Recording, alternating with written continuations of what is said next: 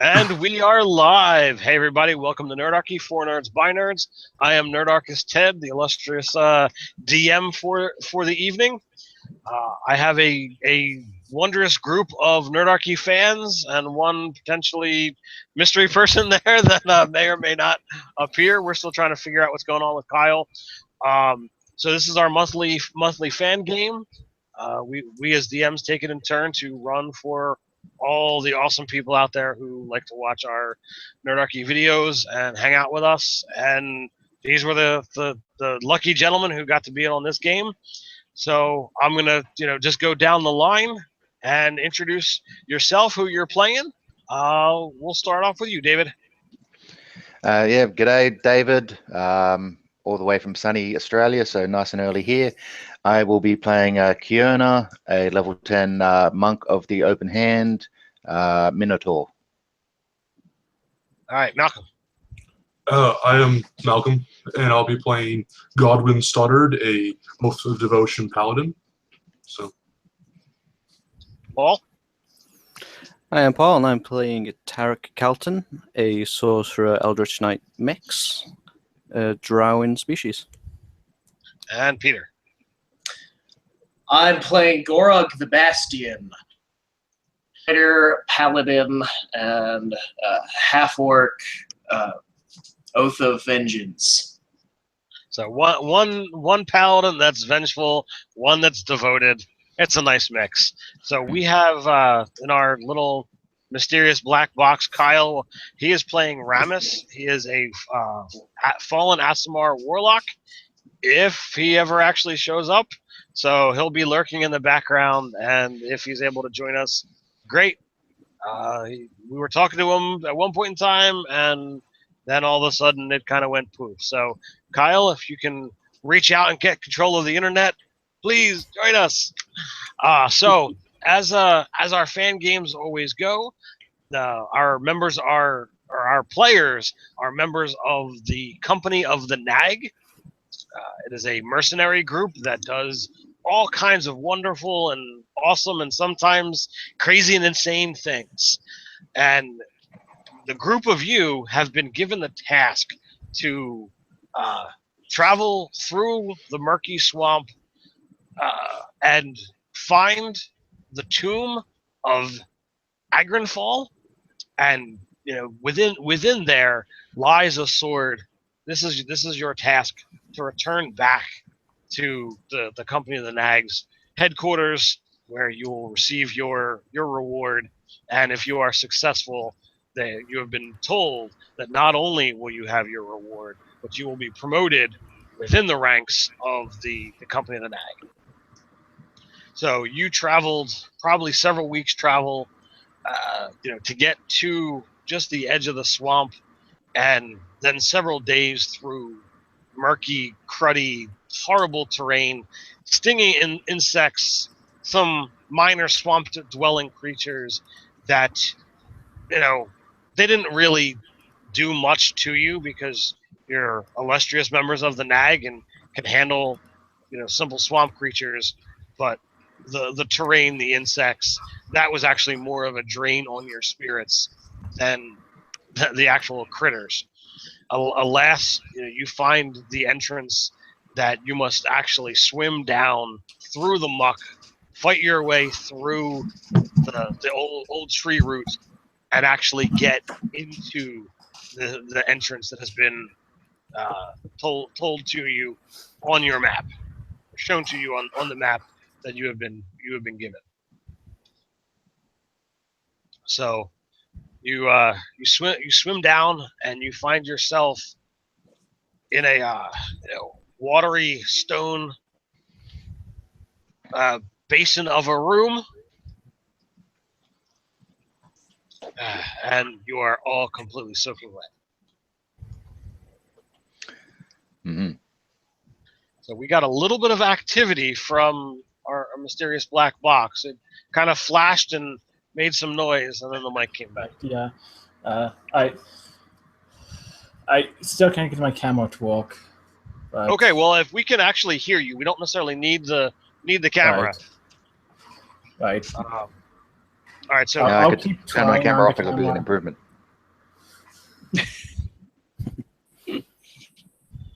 all right, so Kyle, what is your AC and your passive perception?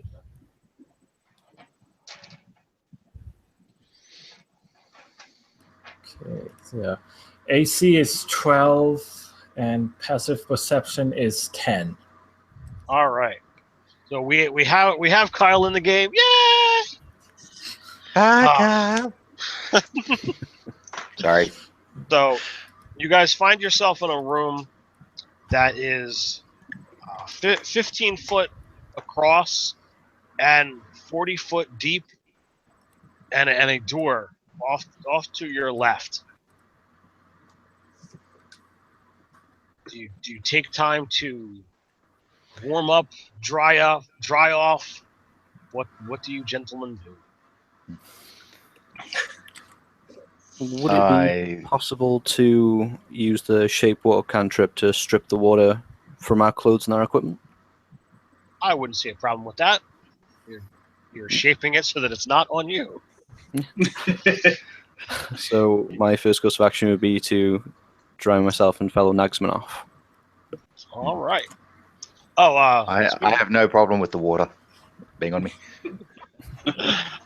you guys do start off with inspiration. So if at any point in time you feel the need to, go ahead and turn that in to, roll with advantage, feel free to.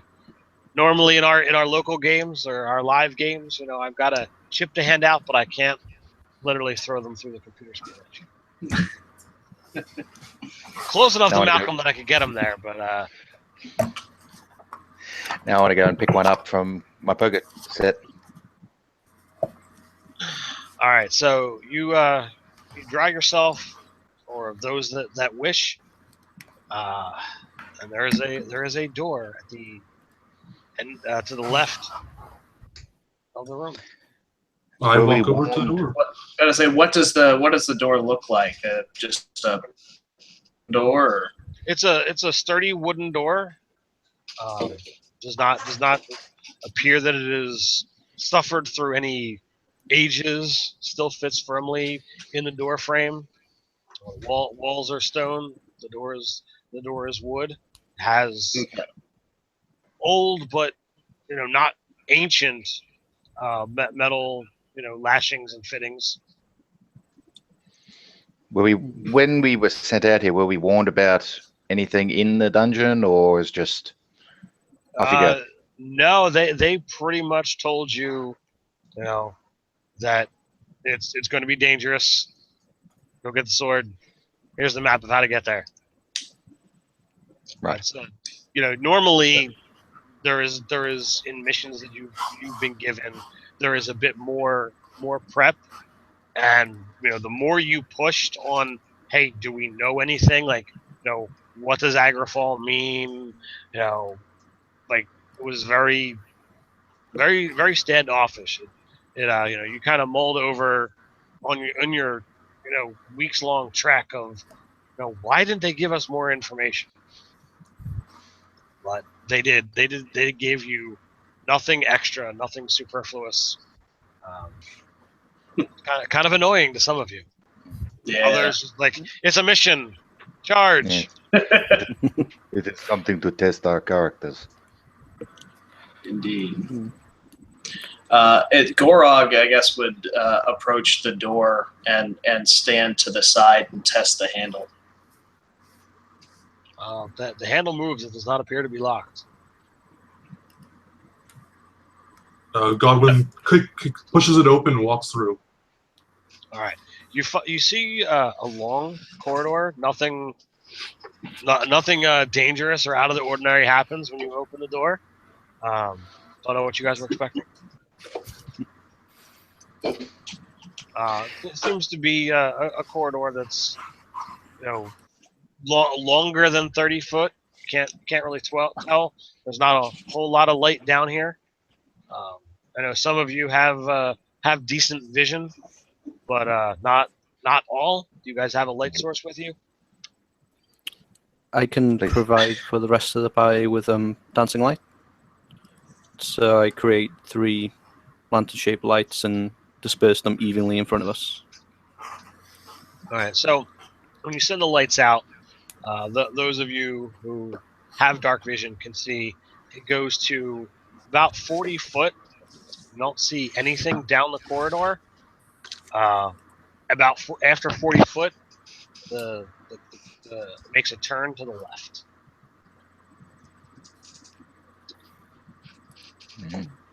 Okay. So who wanted to go first? Gorog is perfectly comfortable with standing to the front. If Godwin goes to front too, or second at least. Yeah, it's a 5 foot wide corridor, so no two abreast here. Gorog offers to Rochambeau for first. I shall take the rear. I'll fill in the middle.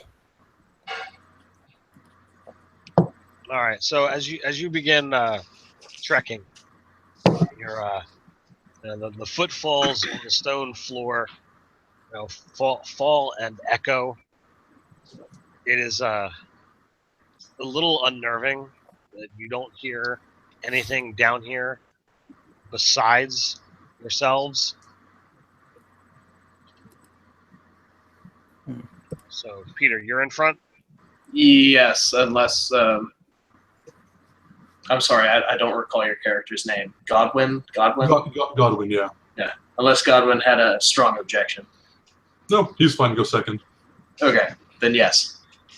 So a small pressure plate clicks under your foot, and a small dart clangs off of your. I'm guessing you're wearing plate mail with the 19 armor class. Yes. It clangs uselessly, and you just kind of laugh at it. Gorog whispers a prayer of thanks to the heavens.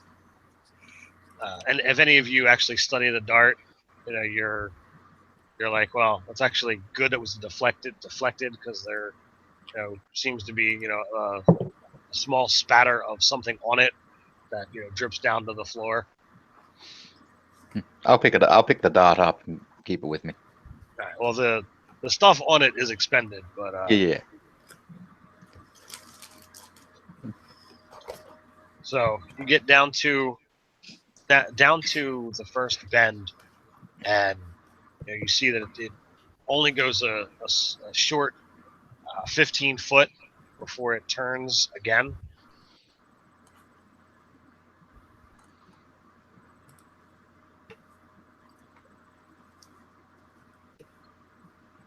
So are you just continuing on until?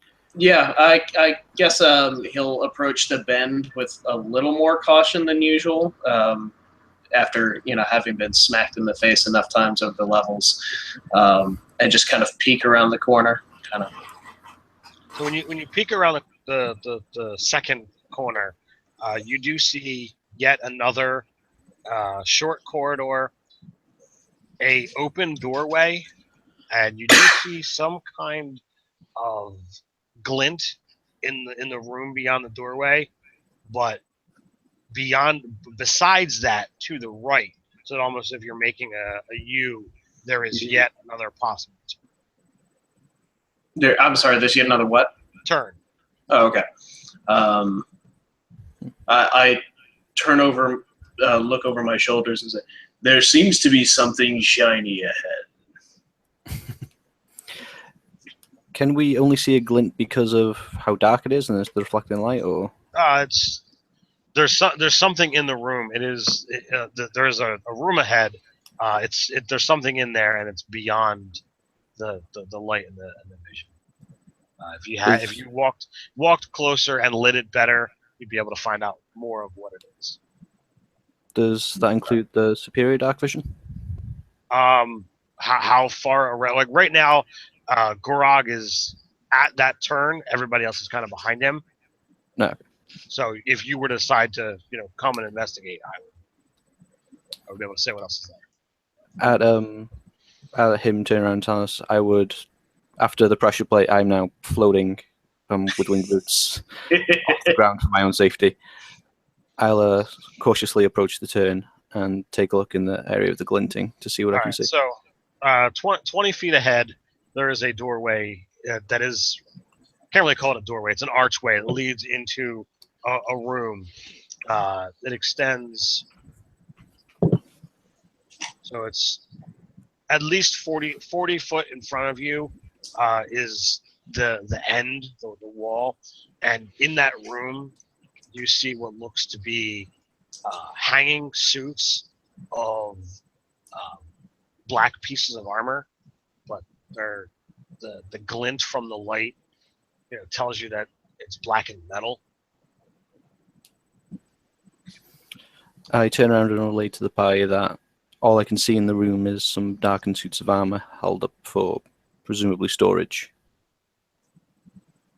It doesn't look like it would necessarily be like, it's more like display than storage, because it's not like a pile. You can see the suit. Standing on racks and things like that. You don't see racks, but Okay. something's got to be holding it up. Mhm.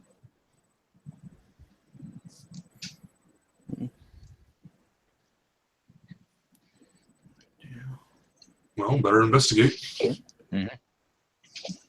I'm at the back, so I can't do much. I guess Gorog will step forward into the room and begin poking the armor. All right. Well, like I said, Goblin's close behind. 15 foot ahead from your turn, there is a small alcove off to the right.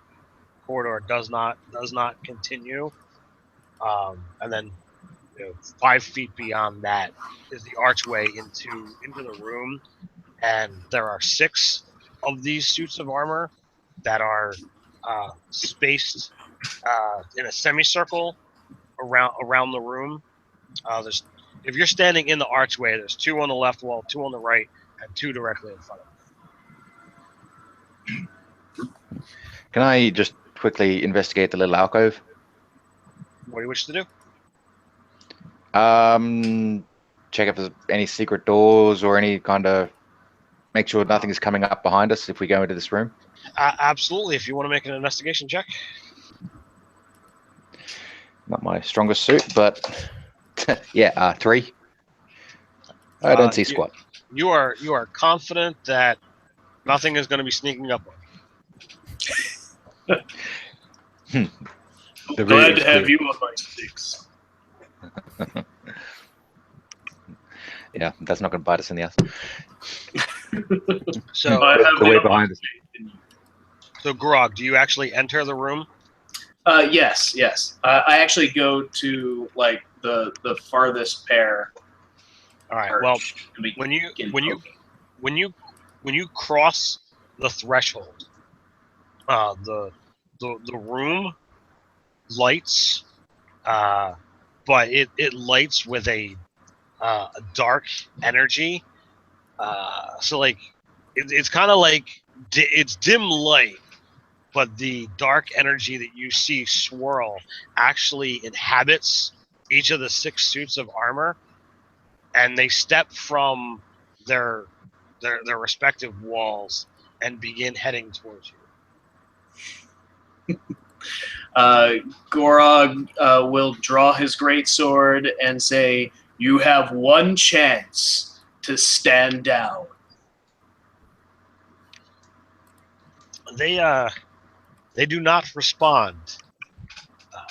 Would anyone care to roll? Would anyone care to roll initiative? Sure. Not particularly, but I think I will. 8 for Godwin. And that is an 8 for Tarek as well. 16 for Gorog. 13 for Kiona. All right, so I heard 2 people with an 8. Who was the second one besides Malcolm? It's me, Tarek.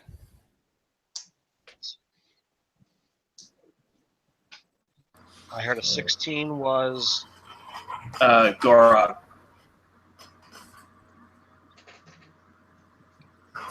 All right, I need Kyle and David. 13 for me. 13. And Ramus got a lowly 2. All right, I go before somebody. I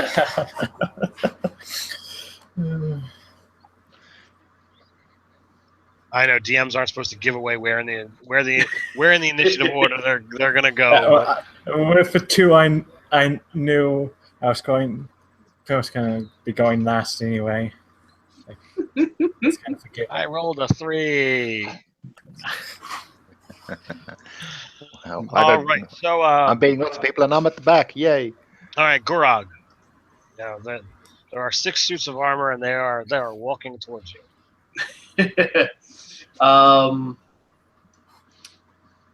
Well, Gorog would want to make sure that there's room enough for his companions to pass, so he's going to step a little further into the room, and Well, it is a 25 by 25 foot square room. okay, It's the same kind of construction, but now that you're in the room, there's a very light, black scrawled sigil in the dead center square of the room, as well as on the wall behind each of the spots that these armors were at. As I said, they're suits of half plate or plate mail that have been blackened, and then everywhere that you would see like a space between where the armor is or anywhere that's joint, you see this black glowing energy filling it up including into the metal helm and the visor. It's literally just staring into nothing, into blackness, looking out from you. Okay. Is the sigil some kind of religious mark that Gorog would recognize? I don't think so. It's definitely not a religious symbol, if that's what you're asking. Okay. So yeah, I guess Gorog will step off, I guess, to the right and engage one of the suits of armor with his greatsword. Go ahead and roll my 2 attacks. I've got a plus 11 bonus, so a 23 and a 29. They easily hit. Alright, so I've got 7 plus 9 is 16. I'd be honestly worried if a 29 didn't. 6 plus 9. 31 points of damage. All right. So you smack into the thing, twice. You literally, rip a massive chunk of its armor away, exposing that dark energy. It's a little unnerving, because now that the breastplate is gone from its front, you just see this swirling energy, moving. You feel like it's actually trying to pull you in for a moment. You're tentatively you want to take a step back, but you hold your ground and continue the fight. But the thing is still standing. David, you're up. Okay. Seeing I'm at the back of the group and we're still all in the hallway, am I able to scoot past everybody? Your companions can kind of shuffle aside. You can move through them like difficult terrain. Yep. Being a temple monk, you've got a pretty decent speed, I imagine. It's like 50, I think. Yeah, 50 unencumbered. So yeah, I can motor. I'll get. Yeah. So if Gorog was here, you got 1, 2, 3. You were at the very back. 2, 3, 4, 10, 20, 30. Yeah, you could easily get to any of them, even moving through your companions. I will actually come out and kind of seeing where Gorog went. I'll actually go over and try wail on the same guy he's on. All right, you're gonna attack the same one. Yeah, if I can. Okay. If I can get within reach. Absolutely. Yeah. So do you move to his right or to his left? Would either way. Oh, they're up against the wall, so I wouldn't be able to get flanking, would I? Oh no, they moved, and flanking doesn't necessarily do anything. Okay, so no advantage. Correct. So it gives you advantage. If you move to Gorog's right, then he is literally between. He is between all of the creatures and yourself. If you step to his left, the group is able to focus on you, because there's 4 that haven't been engaged with. Yeah, I'm not the healthiest individual, so I'll go to the side where I'm not. All right, so He can take the hits. So you step to his right. All right. Yep. So first attack is with my horns, 14. 14 is going to miss. Second's a natural 20. All right. So your attack lays into the creature. Describe your kill, sir. You can roll the dice if you like, but yeah, I guarantee you kill it. It's 15. So yeah, just kind of come in and just charge him and full on bull rush him and gore him out with his horns. Just kind of rip him to shreds. All right, so I envision this as your 2 attacks were your 2 horns as one charge. Mm-hmm. So you misstepped, from moment 1. So you barrel your head down and go in. So your rightmost horn completely misses, but you impale this creature through the face and through the back of its helmet, disrupting the magical energies. The pieces of armor clatter to the ground, except for the helmet, which is still hanging from your leftmost. Do I have any movement to get to the next one? You could, if you step around Gorog, you could approach the other one that's on that side. Yep. Well, then I'm opening. Doing so will put you closer to others, and you did see that it took 2 of you to bring one down. Yeah. It is your call how you wish to move tactfully, sir. Tactically.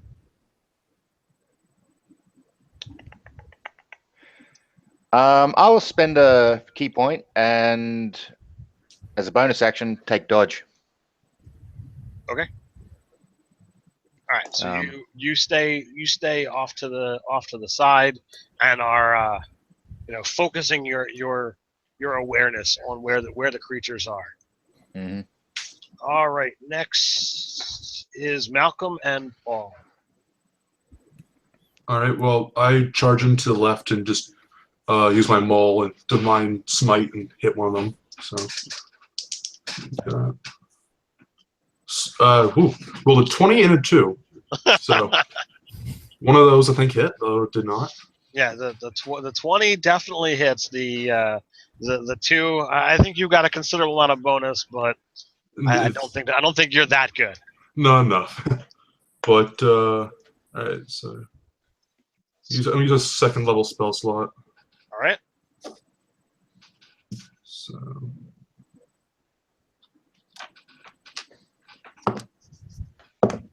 So it's 13 damage for the regular, and then for the smite, it's an additional 16. All right, so 16 and 13. All right, so you have almost the same impact that Gorog had. You actually completely, remove his entire breastplate, and you too see that swirling energy pulling you in, and again you have that same impact. That it's like, oh, I could get lost in that, but you focus your brain, you clear your head and realize that you've got a mission to accomplish here. Paul, what are you doing? From where I am, how many of them could I hit in a line, or are they too spread out? They are definitely spread out. Okay. If you moved into the room, you could get two of them on the side that Malcolm just charged.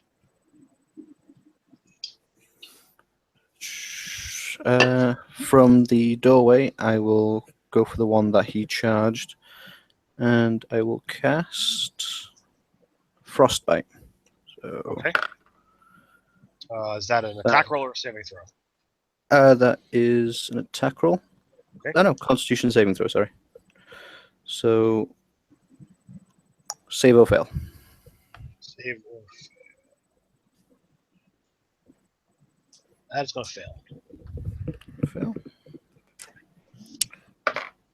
So that is 6 damage, and that suit has disadvantage on its next weapon attack roll made before the end of my next turn. All right. So the cold kind of seeps into its core. Do you wanna say how that spell wipes it out? Yeah, rather than the cold actually coming from me, I gesture from the floor up with my staff, and the water in the air turns into frost and immediately gets drawn into the seams of the armor, causing it to immediately just break from the inside and just crumble. Very cool. All right, that leaves me with 4 of them, and two willing bodies.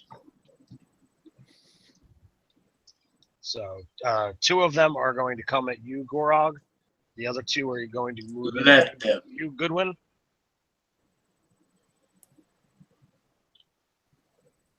So let's see here.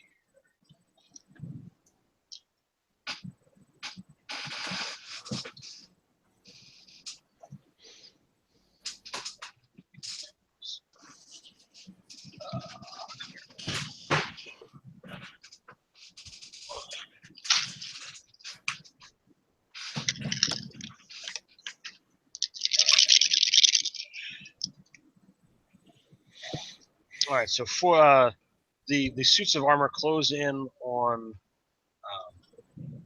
Gorog first. 2 of them, and they flail out with their punches. And despite their ferocity, only one lands solidly.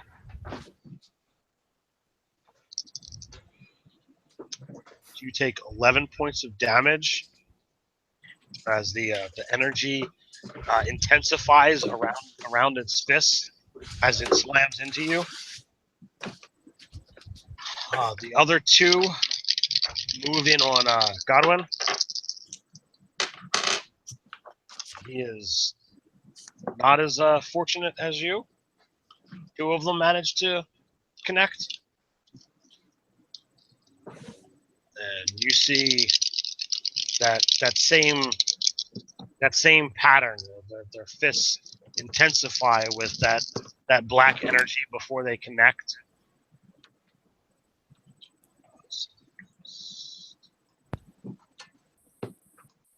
You take 18 points of damage. All right. Ow. That was from 2 attacks. Kyle, you're up, sir. Okie dokie. I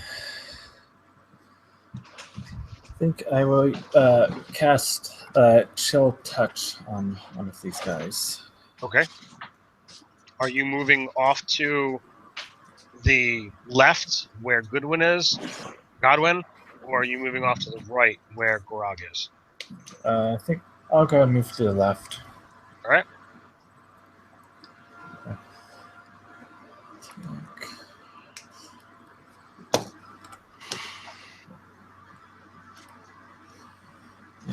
He's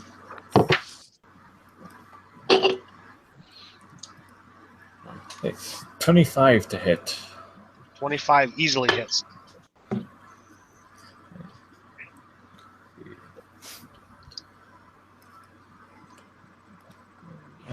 14 damage. 13 damage. And that's cold? That's necrotic. Necrotic?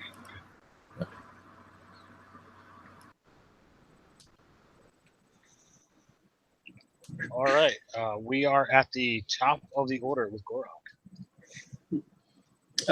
Gorog wipes a trickle of blood from the side of his mouth where he got smacked, and grins while he brings his greatsword down on the one who landed the blow.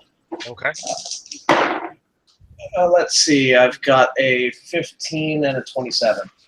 The 15 is going to miss. The 27 hits. Fair enough.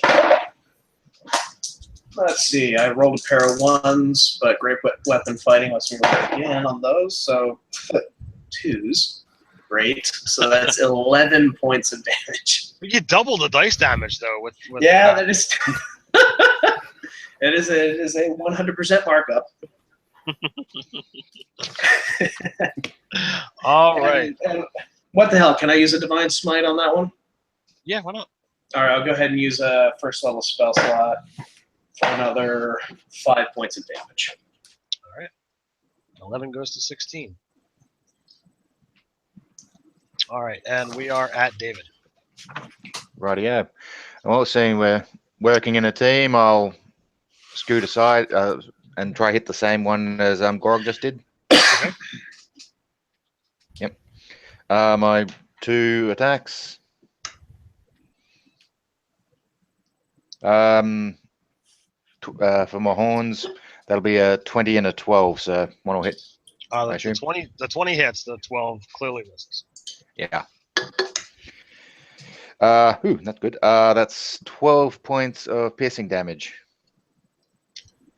All right, so If it's not dead, I'll flurry of blows. all right, you can flurry of blows because it is still standing, and your attacks with the horns, the weight ratio was off because of that helmet still attached to your left horn. That's why that one missed. Yeah. Yep. Totally. What am I doing? You'd think I'd know how to do this by now. So 2 flurries. Ooh, fuck. Another natural. Sorry for swearing. Natural 20 and a 14 plus 8 is 22. Well, we know that Kierna is a sailor. So. Yeah. 22 does hit. Yep. And the other one, yeah, natural 20.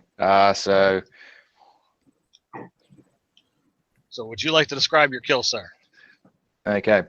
I gore into him with my horns, see the helmet there, kind of just like shrug it off, and then look at him or it, and then just smash his face in. Or helmet in. Well, I don't want another helmet. Yeah, I don't want another helmet hanging off my horn, so I just smash the helmet to pieces. So do you come at it with fists, your skull, your feet, your hooves? I should say? Kind of one blow to the chest, and then just smack him with my headbutt. Okay. And you've cleared the helmet from your horns? Yes. If that would be a free action. Yeah. Yeah. Nothing more than interact with an object, in my opinion. Mm-hmm. So there are 3 of them down. I just should ask, is there any difference to the smoke or anything like that we've killed them? They're not like returning back to the smoke or anything? Or? They when you drop them, they literally like just collapse and the suits of armor fall to the ground. Malcolm and Paul, you're up. All right. I yell, "Begone, spawn of darkness!" and hit the one that I already hit again. The one you attacked last time was dropped by. Okay. Oh, that's right. That's right. Then just one of the ones that's in range. So there's 2 on your side that are engaged with you. There is one that Ramus hit with some dark energy, and then there's one that has been untouched. I'll go for one of the ones that's engaged with me, and I'll smack him twice. I rolled a 27 and a 22. They both hit. All right.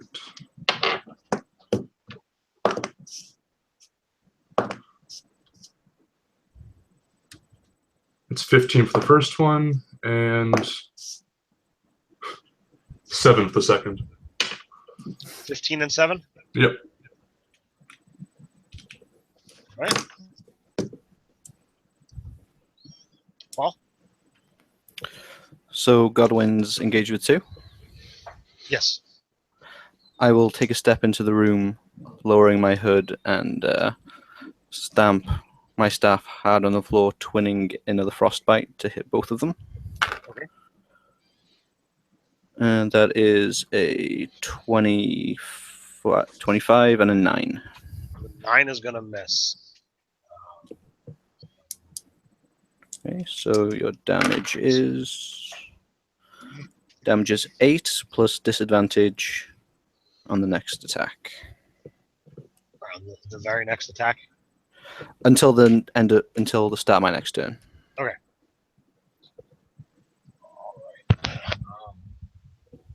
I am up. There's only one on the pair of Kierna and Gorog. So I'm going to find out. Screw it. You'll each get one. At Gorog, that's going to hit. At Kierna, that's going to hit as well. So Gorog takes 4. And Kierna takes 8. And, Godwin, you've been left to your own devices. Both of them are still standing.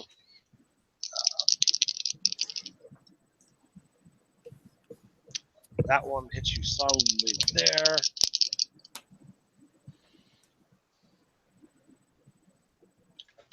So, one attack with disadvantage misses. Second one hits.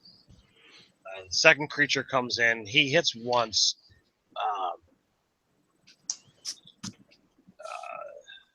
Let's see here. David and Paul, you see the energy from the one that Ramus had used seems to duplicate itself upon the fist, adding to the effect. So the second hit that you take, Paul, the second hit you take, Godwin, is much bigger than it was the first time that you got hit. So that's so the first attack does 9. Second attack is 21. Oh. All right. Which way did they go, George? So, does anyone have Knowledge Arcana? Yeah, I'm proficient in it. All right. So, what it looks like is these things appear to be animated or composed of necrotic energy, and when Ramus threw necrotic at it, it just kind of stored it. Okay. I will shout in his direction, as we're mostly paladins and monks otherwise, to avoid any further necrotic spells. And with that, Kyle, you are up. Okay then. And I will go ahead and walk up to when I had hit Olio with spell and just whack it with my mace. All right. There was the one that Godwin and Tarek have attacked, and then there's the one that now appears fresh that you would hit with necrotic. Yeah, I'll grab the one that's that I hit earlier with necrotic damage. Okay. And I'm able to attack twice thanks to my Thirsting Blade invocation. Okay. This attack is a 19. 19 is gonna miss. And the second attack will miss too, so that's an 8. Okay. We are at the top of the order with Peter Gorok. Okay. So I'm sorry. Are there one or two? There are there are two that are completely fresh and one that is severely beat up, but there's only one currently engaged with you. There's one currently engaged with me. How many are engaged with Godwin? Two. Two. Okay. I'm going to risk the opportunity attack and go try and aid Godwin. All right. Much appreciated. That will hit. All right, fair enough. So you take 10 points of damage. As it All right. clangs into your pauldron with enough force to give it a nasty dent. The energy swirling on its hands, kind of seeps into your shoulder. All right. So Gorog will then attack, I guess, whatever is closest. There's a fresh one and a damaged one, and you could have maneuvered or charged in any way to position yourself. So it's Okay, at either one. Okay. Well, screw it. Let's get the damaged one.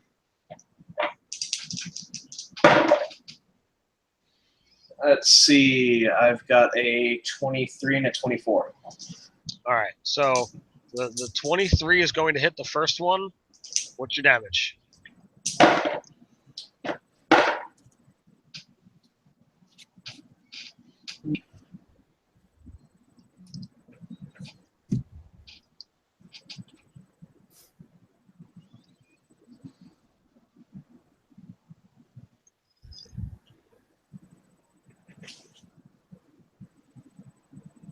What's the damage on the first attack? Sorry, 19. Sorry, 19. Can you hear me? 19 damage? Yeah, right. 19. Describe your kill. I with the weight of the charge behind me, I thrust the great sword straight to the hilt, right through the face of the mask or of the helm, and rip upward. Nice. All right, and you are close enough that you could use your second attack on the other one that's over here. Roll damage on that one. All right, awesome. Let's see. That is nice. 2, 6 plus 12, 21 points of damage. Are you using a Great Weapon Master? What are you doing to have? Or are you smiting on that? No, I rolled 2 6s on the great sword, so 2 6s plus 9. How are you doing +9 to damage? The strength is 5 plus dueling plus 2 great sword. Oh, okay. All right. I just needed to verify. Yep, no, that's fair. All right. So your strike literally goes through the first one, impaling that one and ceasing its energies. You rip up and you literally tear into the second one with that one swing, and it's looking pretty beat up as well, but still hanging on. It's a nice gash through the back plate. Nice. David, you're up. And I glance over and kind of happy that Gorog didn't play ring toss with my horns and that helmet, and I'll lay into the one that's still near me. All right. That's a 2. That's with my horns. That's a 23 to hit. 23 does hit. 9 points of piercing damage. And it's damaged, but it does not look like it's out of the fight. Yep. Oh well, flurry of blows. Actually, right. Yeah, no, just flurry of blows. Yep. That's gonna do it. That's a 27. And the second one, yeah, I don't think so. That's only 15. 15 is gonna miss. Yeah. 27 clearly lands. Roll a 1 on the damage, so 5 points with my. All right, so you chip out of the way. You dent some of the armor pieces, but it's clearly still moving. Yep. Paul and Malcolm. All right. Well, those are still ones right in front of me. All right. At least I'll just No, I got a 20, yeah, a 12 plus 8, and then I rolled a 1, so crit fail. all right. So you hit on your first attack. All right, and I'll use a first level spell slot to divine smite.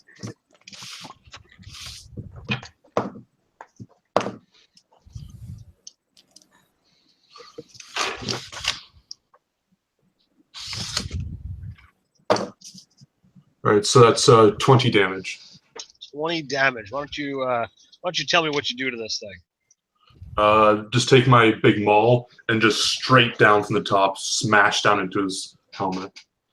Nice. So the maul crushes the helmet into the breastplate, and the energies just dissipate, and the arms and legs kind of fall to the ground, joining the crumpled heap of plates and helms, and the impact jars your muscles, and when you go to take your next attack, you swing wide. I don't know. I'm gonna say you used your second attack and moved across the room and missed. Your one. I imagine that's what you would have done. Yeah. All right. Paul, what are you doing? So we've got 2 left. One left. 1 left. And The I'm one going. the one in front of the Minotaur. Kill it before it wails on me. I'm From the gonna ocean, I hate whales. Ooh. I'm gonna I'll be take. here all night. I'm gonna take 2 strides forwards and make a sweeping gesture with my hand, and a beam of blue energy will shoot from up my rope sleeve. Okay. And that is a 12. 12 is gonna miss, sir. That's I'll leave it there. Okay. Oh no. All right. So it finds the Minotaur, a nice crunchy target. Mm-hmm. And it is only gonna hit you once, but it hits you for 7. Again, the energy intensifies on its fist as it comes in. The second one misses wide. Mm-hmm. Kyle, you're up. Okay, I'm just gonna Eldritch Blast.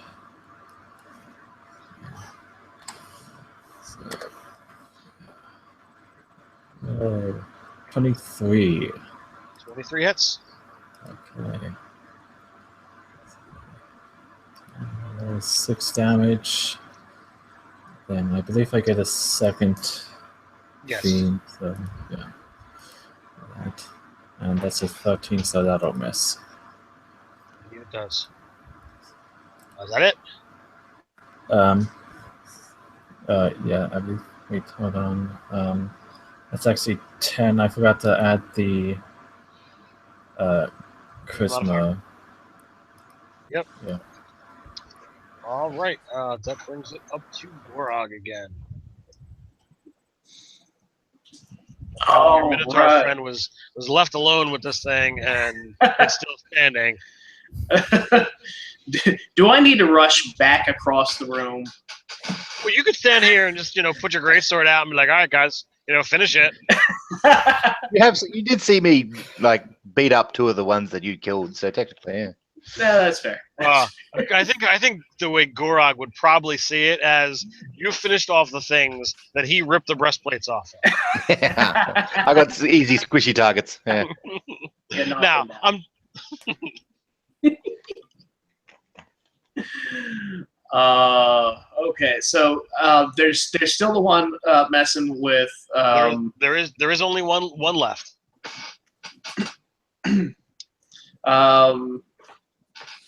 I'm going to whip out a javelin and chuck it at it from across the room because I don't feel like getting smacked again. I kind of want to deflect. Are you that bad off hit point wise? No, not bad. Just I'm at 59, so it's not bad. But I totally botched that roll. I rolled a 2. So I use my I reaction to imagine deflect that's missiles and catch it. It's like my target. fair enough. Fair enough. And with that, I'll use my bonus action. Oh, sorry. Go ahead. Your shot goes wide, and the Minotaur just kind of snags it out of the air. Always the showman. And I'll go ahead and use second wind just to get some of my hit points back. And I regain 12. So. All right. And David, you can have another dose of inspiration for that. That's awesome. Awesome. Okay, I'm gonna keep on hacking at it with my horns. All right. That's 23 and 23. All right. You managed to actually land with both horns. Nice. Yeah.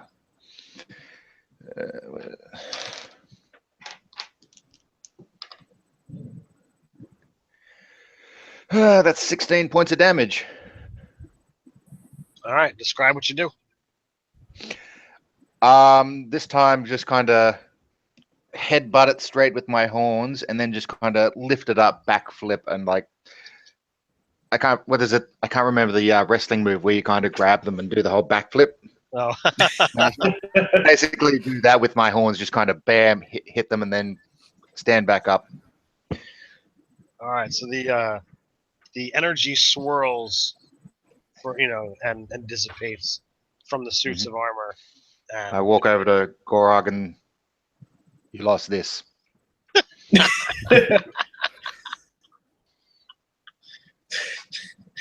Well, you were always cleaning up after me. I love that you guys have kind of already starting to put a bit of history with characters here that are just showing up in a one shot. I like that. That's well done. Did you check to make sure it was mine? I write my name on all of them. I only read comments, like if it's in half orcish or whatever, I would never clue. Just like, well, it would be orcish. Half orcs don't have their own language. yeah. Well, half the characters are orcish, the other half are common. Mm-hmm. Every other letter. Not one side and one side. No. I think it's alternating. Nice. All right. So, what are you guys doing? I'm going to cast Dancing Light for the benefit of our friends without dark vision and start going through the pieces of leftover armor, investigating to see if we can find any clues, if it's been a long-standing trap or if this has been recently placed. They are at this point in time. They appear as nothing more than pieces of metal. There's no lingering magics. When you examine the sigils on the wall and on the floor, they are now a distant, or a less distinct version. It didn't completely fade, which is unheard of. There is still some lingering effects there. To what degree are you investigating? Like, are you just looking? Are you casting any magical spells? I will take a step forward, making sure that there's still a decent distance between me and it. I will lean forward so I can get a good view, and I will cast Mage Hand to reach out and touch it. Right, you touch it. It doesn't have any ill effects. doesn't seem to react to the presence. I don't think I have any detection spells. Detect magic, identify. No.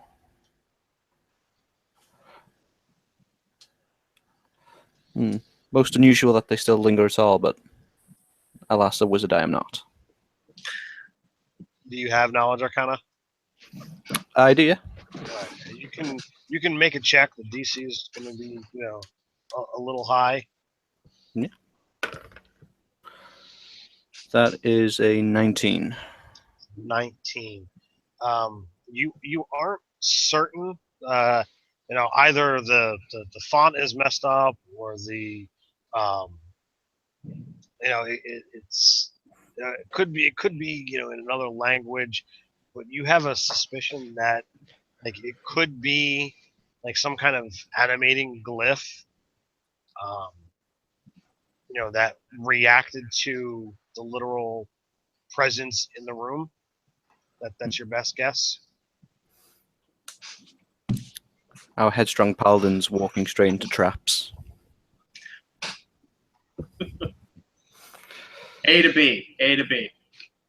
It is the quickest way between 2 points. Straight through all the walls in between. Mm-hmm. Yeah, what's your burrow speed? How many exits were there? Who's got the burrow speed? Yeah. Literally, on the other side of the room, there is another exit. This one is a sealed door. It was kind of being blocked a little bit by the armor that was there. Now that the fighting is done, it's clear as day. Mm-hmm. I'll go have a look at it. All right, this one is a stone door. It looks as if, okay, well, someone made this door to have that from 25 feet away. A casual glance, you might not see that this is a door, but close inspection, there's no doubt about it. Mm-hmm. Before we proceed, does anyone have any healing? I don't actually have a whole lot of healing, like another paladin. Yeah. I'm a little roughed up a bit. I was about to say, how are you doing on hit points? I have 11 left. Oh, good lord. Okay. Yeah. It took a bit. Yeah. Going out of the best constitution. Did you use any of your lay on hands? Not yet, no. So I guess thinking about that. Were you, Malcolm? What? Yeah, I was forgetting. Can I do it to myself, or is that? Yeah, Yep. Absolutely. Oh, yeah. All right, cool. Then I'll probably just do that. Yeah, you're a straight paladin. That's 50 points of healing that you can dish out as you see fit. I'll probably use a little bit of myself. Selfish paladin asked the other pally, "Can you heal me and use yours on me? I'm saving my own." Nah, maybe I missed that. As a paladin, he's into half works, and he wants his time. Well, I mean, it gets lonely on the frontier. He skipped that day of Sunday school.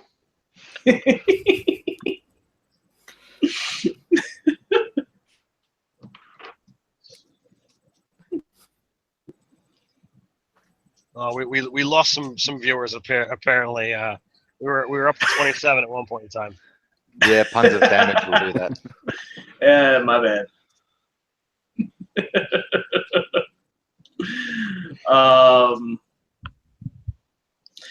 Gorog will lean down and draw like a small belt knife and try and scrape some of the arcane sigil off the floor, if at all possible, just to kind of see if harming the sigil itself will dismantle whatever negative energies are It does not appear binding things together. It does not appear to come off Okay. via the scraping of a knife.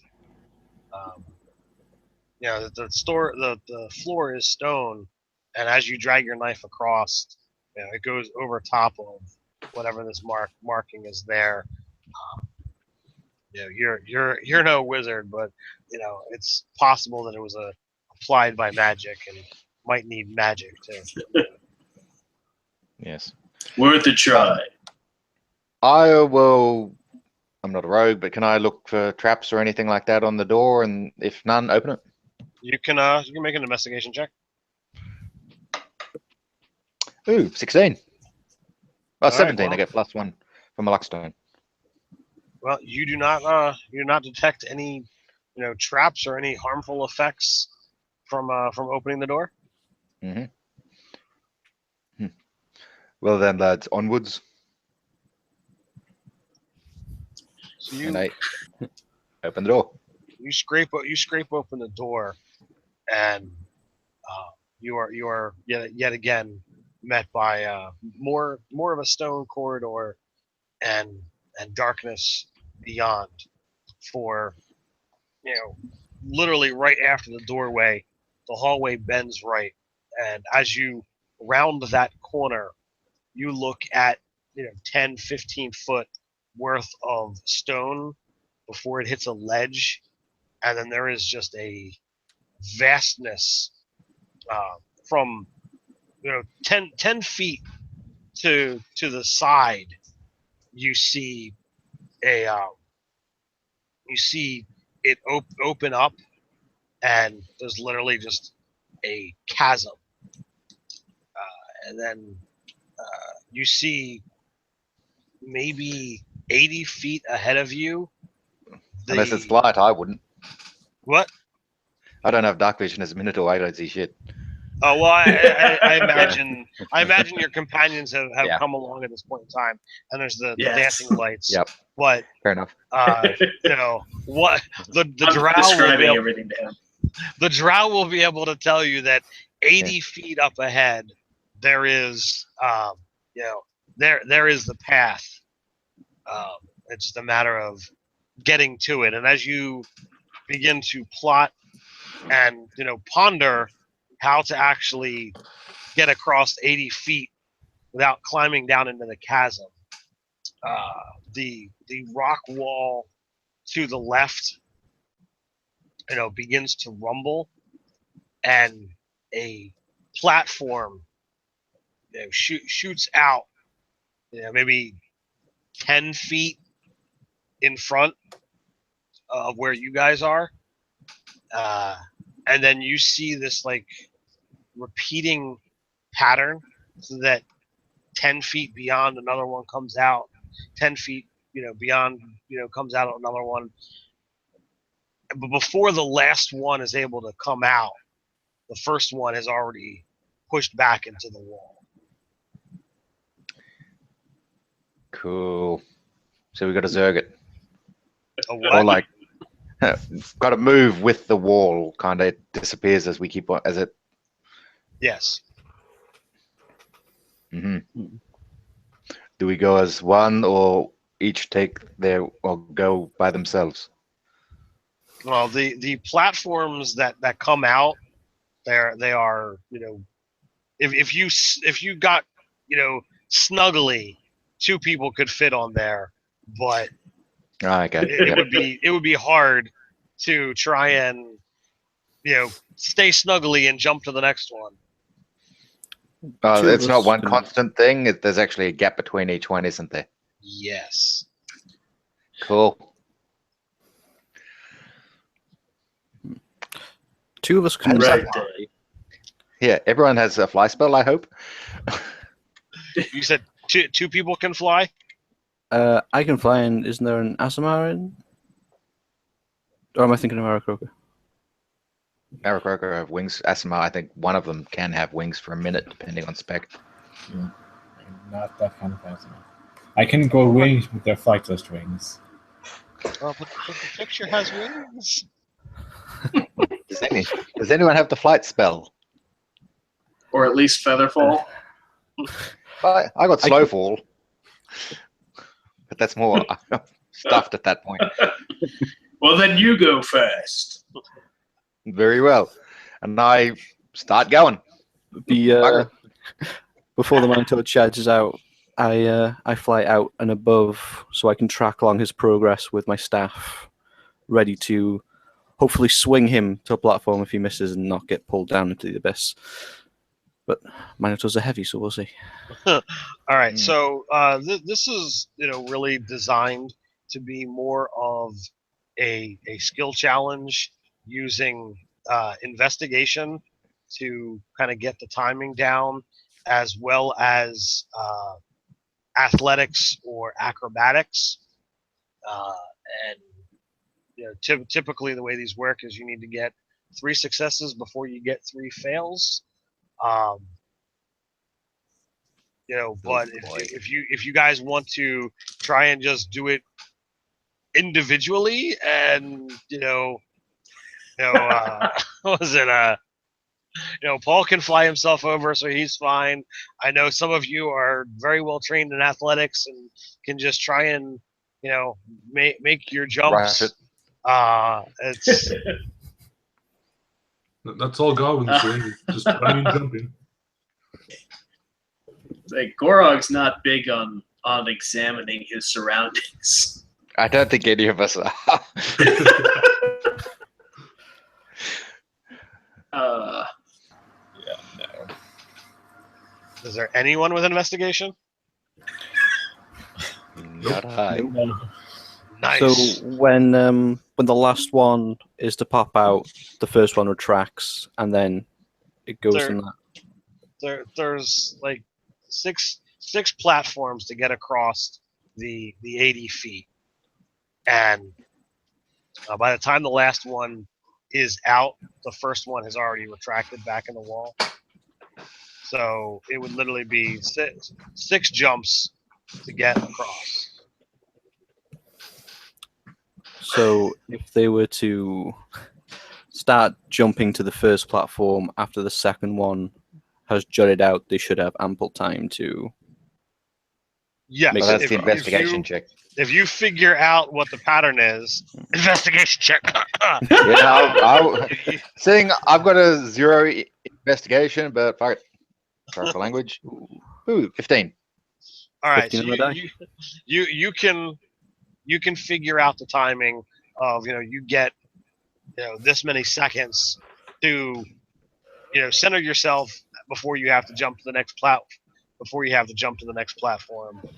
There is a little bit of a rumble from the wall before a platform moves in or moves out or begins to move in. I take 1 second to investigate. I roll an 8, so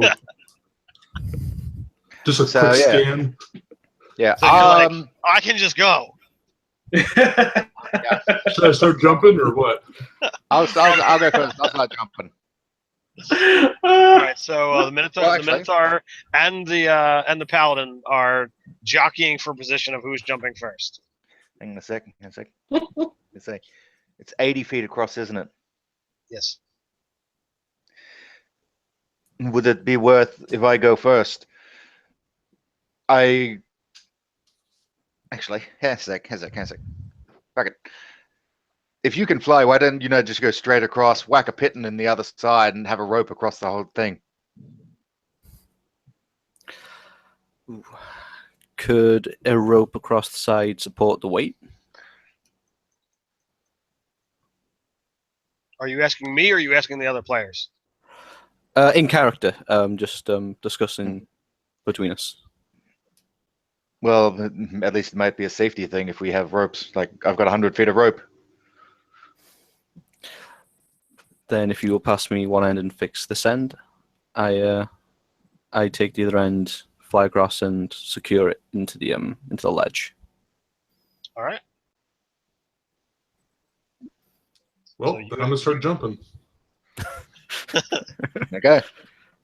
Roll Well, athletics. the rope is there, so if something goes wrong, you can try go for it as opposed to falling to your death.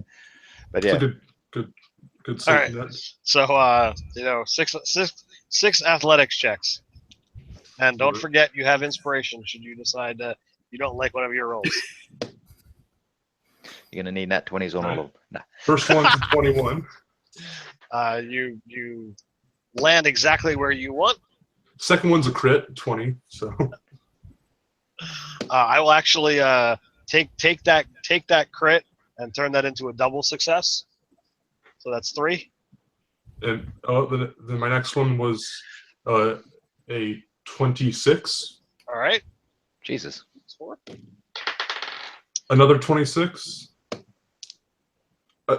Wow, I'm not another crit. This is I'm using up all my good rolls now.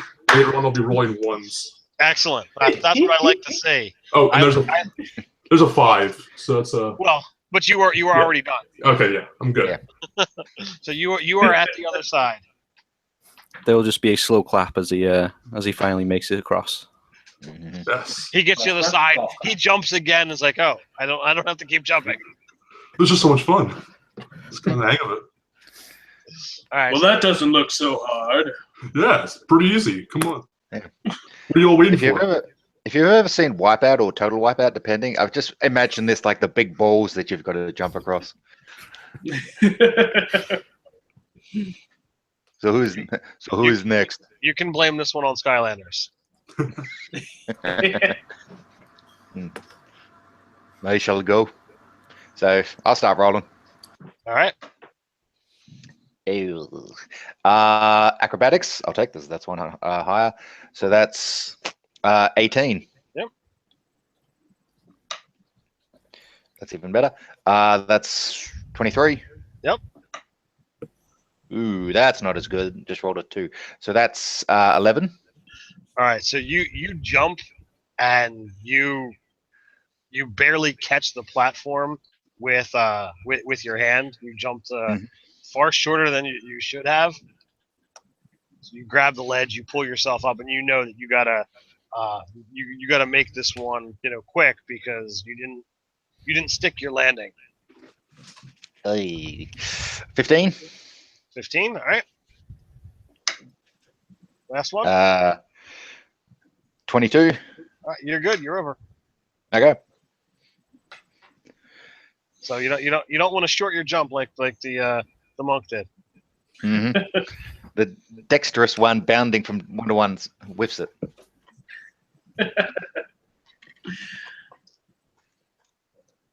All right, Gorog, I guess we'll approach the ledge and begin the process of leaping across. You said athletics would work? Yes, sir. Okay. 20. Was that a natural 20 or a total? It was a non-natural 20. A 12? All right, so you have the same thing. Your jump is short, but you're close enough that you reach out and grab the ledge. Based on what the Minotaur had told you, you gotta if you do that, you got a quick move. You gotta pull yourself up and get moving. So this one becomes hasty. Gotcha. All right, jump to the next one. 21. All right. 14. 14. You stick your landing. All right. 24. And last one. 15. All right, you're good. Awesome. And now we have the Azamar around us. Yep. So, first roll is a non-natural 20. Natural 20. Okay. Are you jumping or sorry? Are you acrobaticsing, athleticsing? Athletics. Okay. And Second roll. Well, I'm going to use my inspiration in that one. So I rolled a 5. So, hopefully 16 better. Yep. All right. So you do know that you have the rope. If you're not confident in your jumping, you could literally just rope climb it over.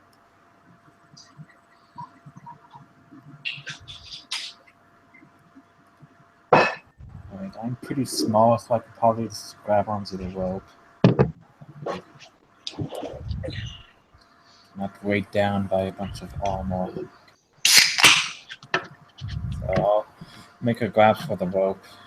Okay, well, you're on the ledge. You can get to the rope, no problem. Yeah.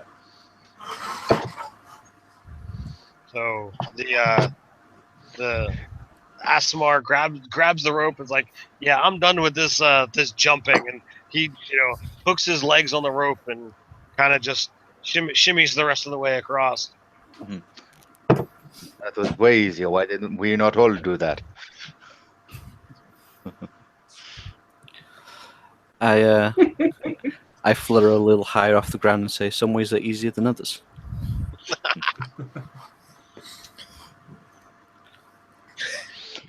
Come back down to our level. Yeah, grab him by the ankles and just pluck the wings off his boots. Nah. Joke goes above my head. Being above your head, there's quite a lot of things up here. Most of what I say goes over your head. Onwards. All right, so the path continues for yet another little ways before winding.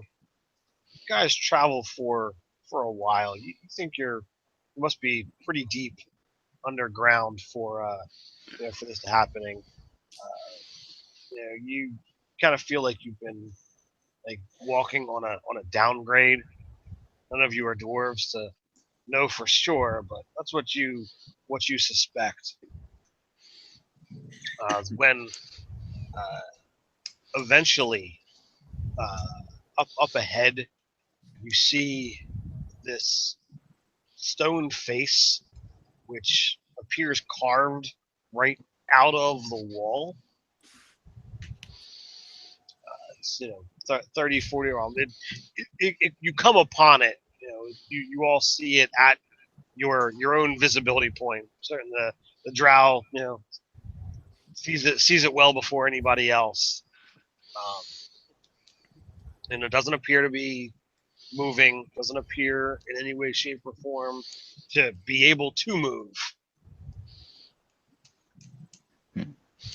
I once knew a man called Vimes, had the nickname Stoneface. If anyone gets that, congratulations. So what do you guys do?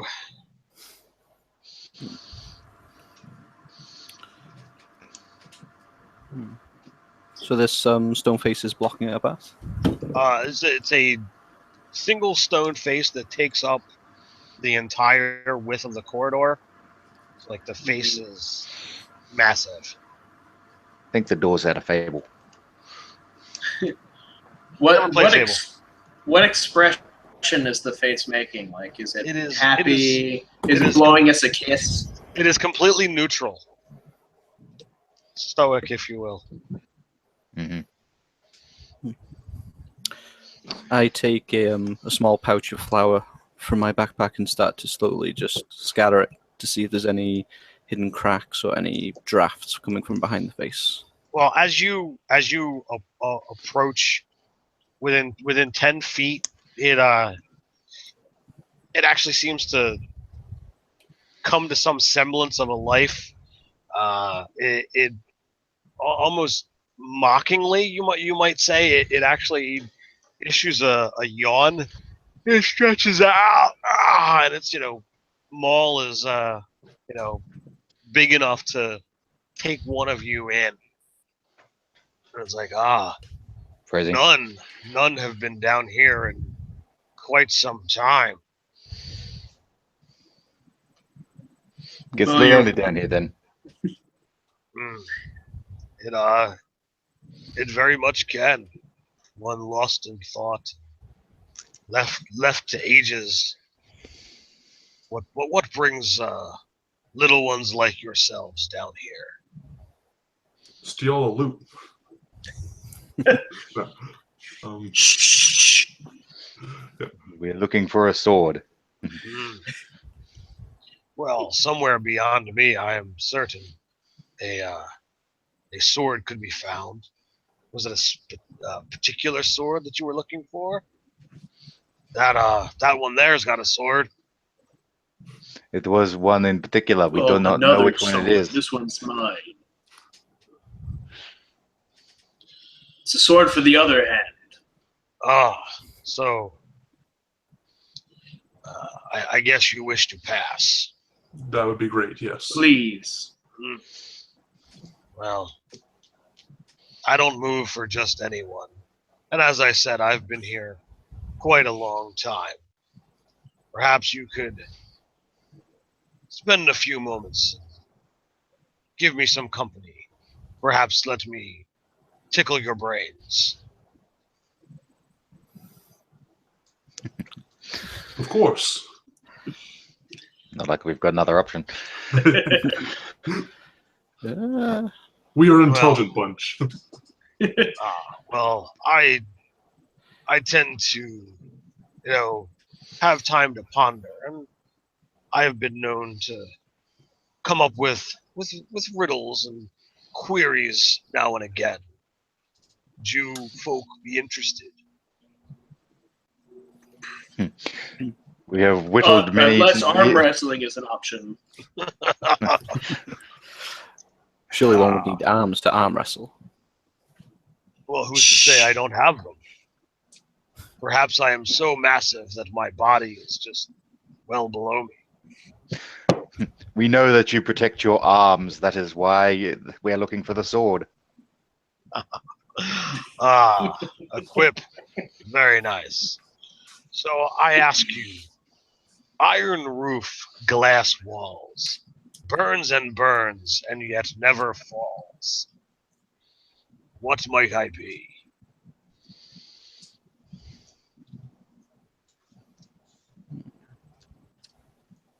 A lantern, possibly? Indeed. We have a smart one here. Sure. Sorry. So, what about the rest of you? I will give you an easy one. What runs around a city, but never moves? A wall. The walls. Indeed. See, and you were worried. So I have a couple more if you are indeed interested. By all means, gracious host. On high I have been placed. Mortal men I have disgraced. I describe sunlight or curly lock. Still nevertheless, simply a rock.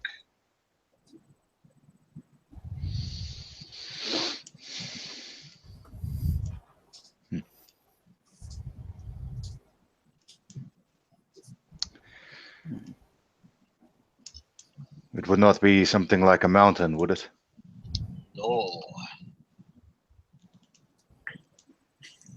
How does a mountain describe a curly lock? Hmm.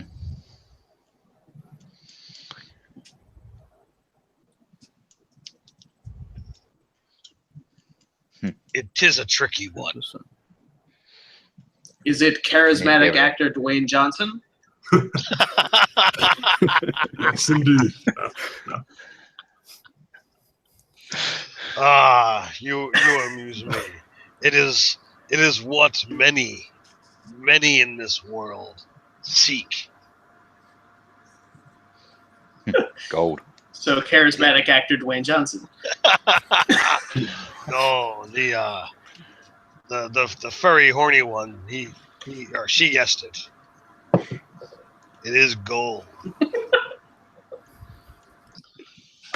So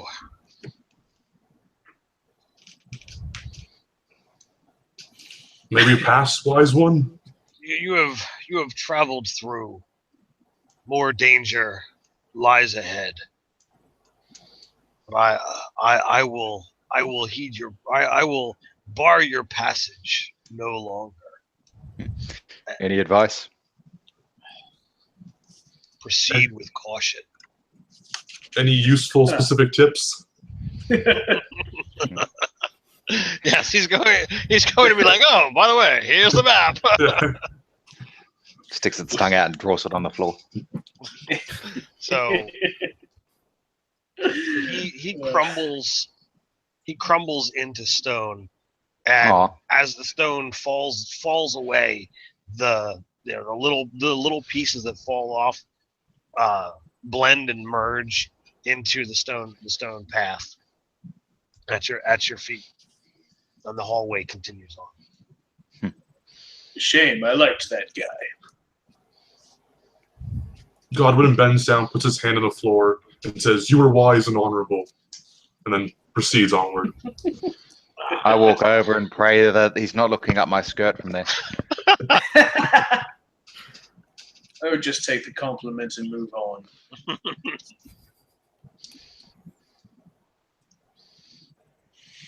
All right, so you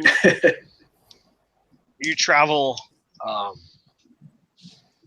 ways. The hallway twists and bends. It rises and it falls. It gets tedious walking for so long. When eventually you come to another room, this one, unlike the other rooms, sconces line the walls, and the torches seem to come alive as you approach the room. It's also fairly massive. The drow tells you that as you're approaching, it's 50 foot across and further than that wide.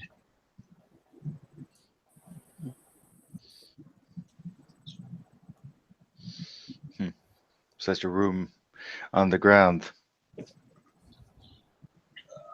When you approach, you see 4 suits of armor. Unlike the last ones, these ones seem larger than the ogres that you fought in your last mission. And they too stand motionless, his visor raised to reveal a black skull with eyes as cold as winter moon. A cloak of owl feathers hangs from its shoulders, and a great sword is slung across its back. And there are 4 of them. Okay. Probably nothing. Another trap. Just walk straight in. Exactly. Yeah. So we're doing this. Hi guys, just passing through. Probably just decoration. I really like the decor. It's a very unified theme. So, as you would gather, the heads turn as you approach, and when you the moment that you step into the room, they kind of turn as one, and look straight at Godwin. I imagine because he said, I stride right in that he was out there in front. Yep. Yeah. What to say? This is so surprising. I didn't expect this. It is all. It's everything you say is in. So you want to roll initiative, gentlemen? I got a 1, so I was not ready for this. 13. Well, he was completely, off, but he's like, well, they're clearly decorations. Yeah. Who would have thought? All right, what else do we have? I'm at 13. I got a 13. Is that David? Nope. Paul. Oh, Paul's a 13? Yeah. David got 12. Gorog also got a 13.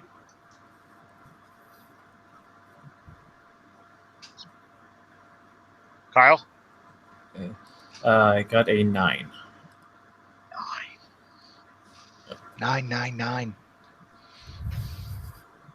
All right. It's one of those bunkers. So it is a bad day to be Malcolm then, because he goes last and I go first. Oh dear. Light Well, after protected. this, then he goes second last, and you go last. So, who is behind Paul? I'm sorry, behind Malcolm. I presume I- Gorog would be. I would have been in the middle. Yeah, I probably would have been So- keeping the rear again as we enter. It's about to get messy. Yay.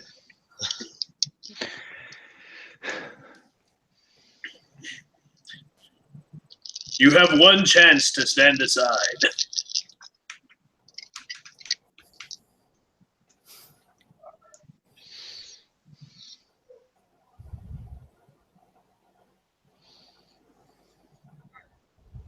The two of them step to either side of you guys. They move pretty quick for how big they are, and each of them swings their sword twice.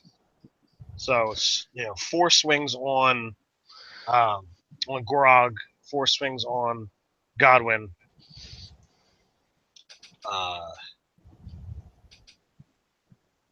Only one manages to strike Gorog, but I have 2 that are landing in on Godwin.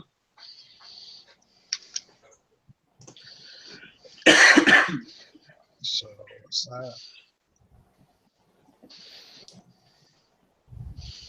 Well, there went your one chance. Oh,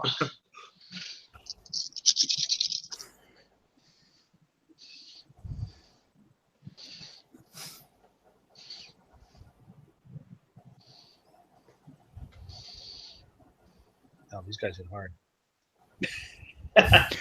That's what you want to hear from the DM on the first round of it. So how It's a many good hit points? sign. How many hit points do you have, Godwin? Did you have?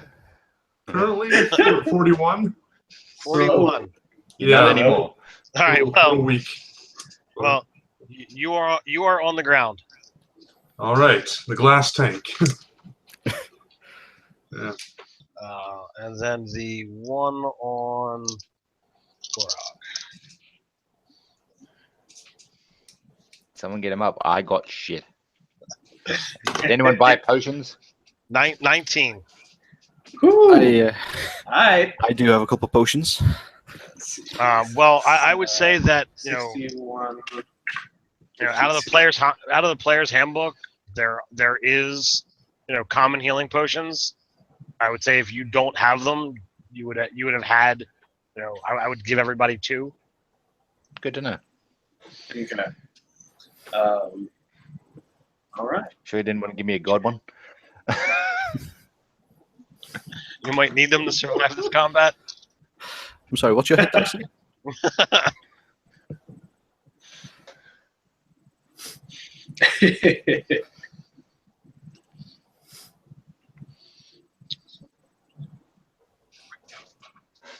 Oh yeah, I'm done. That leaves Paul and Peter. So, what kind of formation have they gone to attack with? Like how they arranged around the smackies? Well, there's 2 on either side. So if you were looking for a line, you could easily get to it.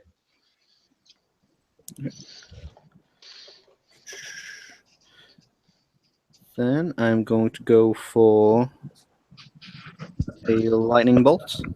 All right. Stamping my staff onto the floor, twirling it once, and then dragging it along with a trail of sparks and throwing a bolt through the 2 I can get a line on. Okay. Are you going to the left or to the right? To the right. See, that sounds cool. I just headbutt things. So that's Dex. You're aiming for a 14. I missed. 12 and a 3 on my save. Wow. Well, I rolled a 12 and a 3, but that's still not enough. It's a lot of dice. 11.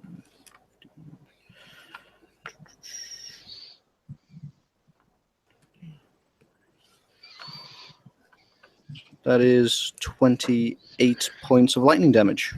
And they both take it. And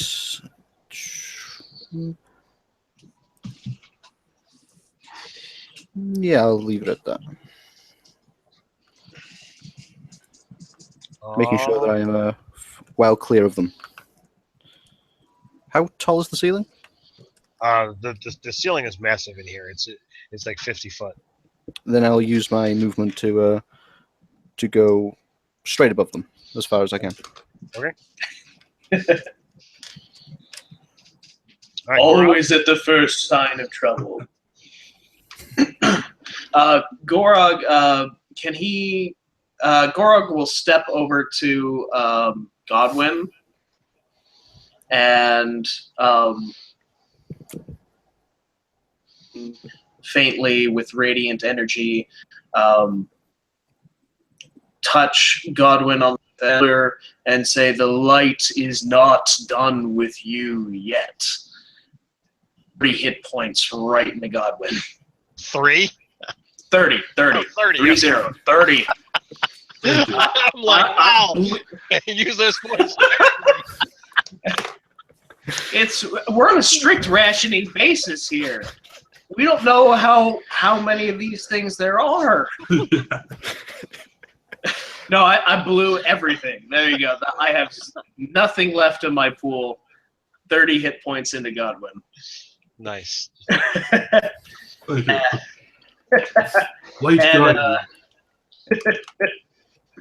With his bonus action, he'll use action surge.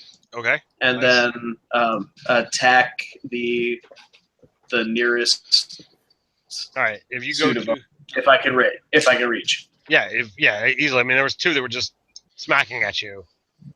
You guys are literally flanked by these massive creatures. If you go to the right, you can get the ones that were smacked by Paul's lightning bolt, or you can go to the fresh ones on the left. I'll go to the right. Wise decision. And 2 attacks. What do we got? Oh, we got a crit and a non-natural 20. They both soundly hit. Awesome. So the crit is reroll those because it's 1s and 2s. 10 plus the extra weapon die for being an orc. No, that's a 1. So it's 11 plus 9 is 20. So 20 on the first one. The second one is 18. So 38 total. And I'm going to go ahead and Divine Smite with a 2nd level spell. Okay, so did you smite on the crit? Can I smite on both attacks? You can, yes. Oh, well. And if you're gonna use any smites, you want to use it on the crit because the smite damage is doubled too. Oh, it is. Okay, absolutely. awesome. Yeah. Well, in that case, I will 2nd level smite on that crit then. Holy crap. That's a lot of dice. 4, 7.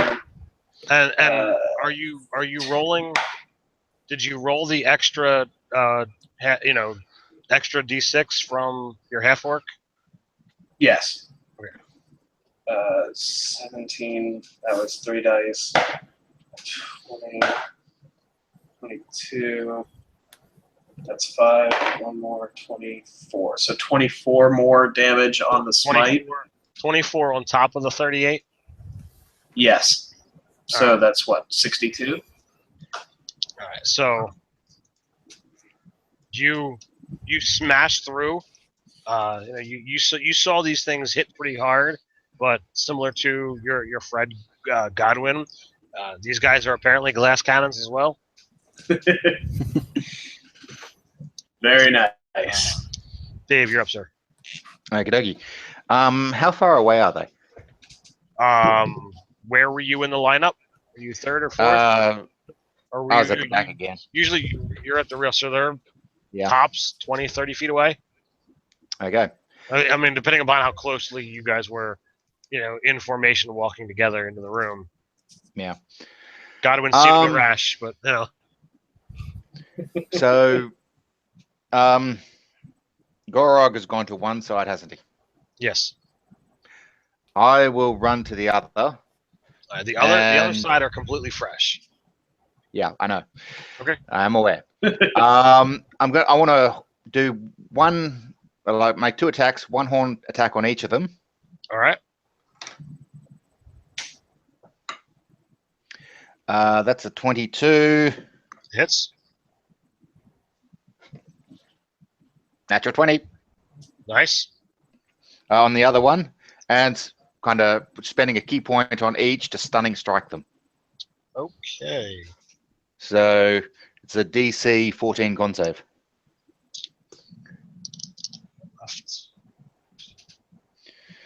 All right. The left is going to pass.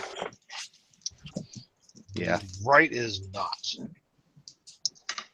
So they're stunned till the beginning of my, the end of my next turn.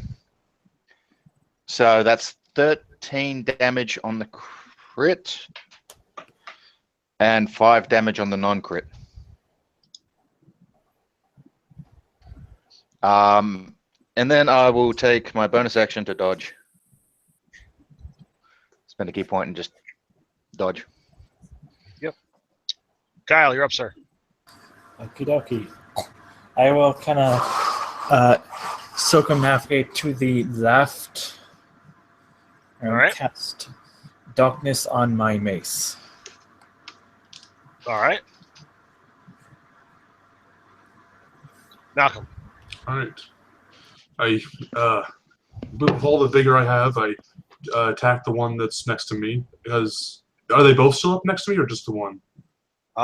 Well, right now you're in the middle of the 3 of them that are still standing. Okay, yeah. So If they're stunned, any hits an auto crit. Just saying. then I'm gonna hit one.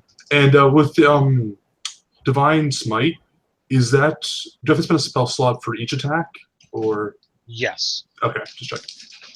That's what I thought. All right, so I got a 14 and an 18. 18's gonna hit. Okay, sweet. And I will. Are you attacking the one that's been damaged on the right, one that's damaged on the left, or the guy that's stunned on the left? I'll take damage on the left. That's fine. All right, let's see what we got.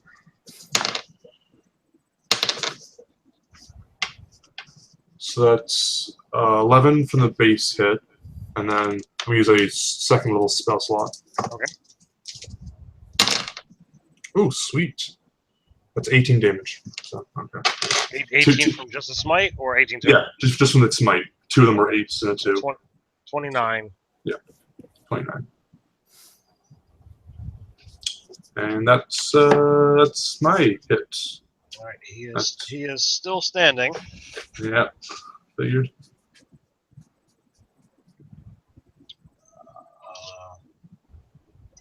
Is the top of the order. Oh boy. So they are now not moving as fast. It seems that whatever energy they had to expend to get into this position has paired itself out. So the one swings at Gorog, and this die is not rolling well for me. It's very, very, very fond of 2s and 3s tonight. The one that got an attack from a horn is going to go at the monk. He will hit though. I yell boo really loud. Does that make disadvantage?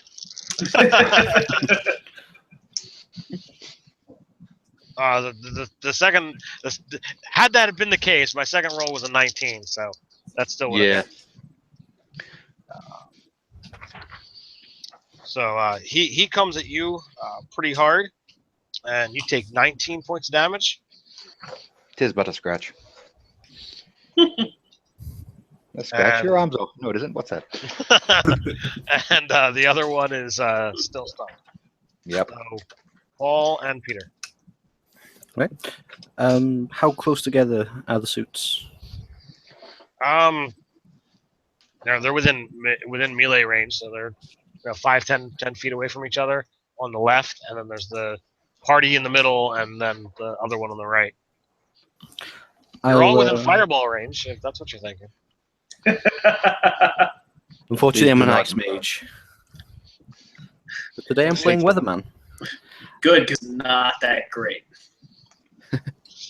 I will fly over the top of the two suits and position a 40-foot high cylinder. Hoping the ceilings are 45-foot. A 40-foot cylinder just above them two, avoiding my party. Okay. And I cast Ice Storm, flipping completely upside down and spinning my staff. Nice.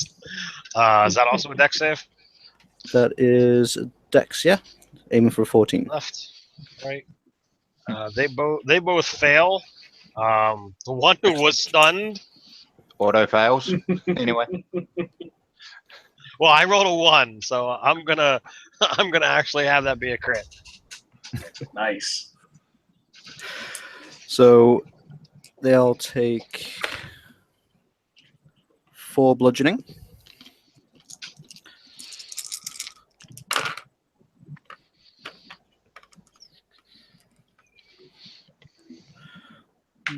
And 17 cold damage. Did you say you got a crit on? Well, I'm just gonna I'll double it on the second one. Nice. So that's 21. So that's minus 4.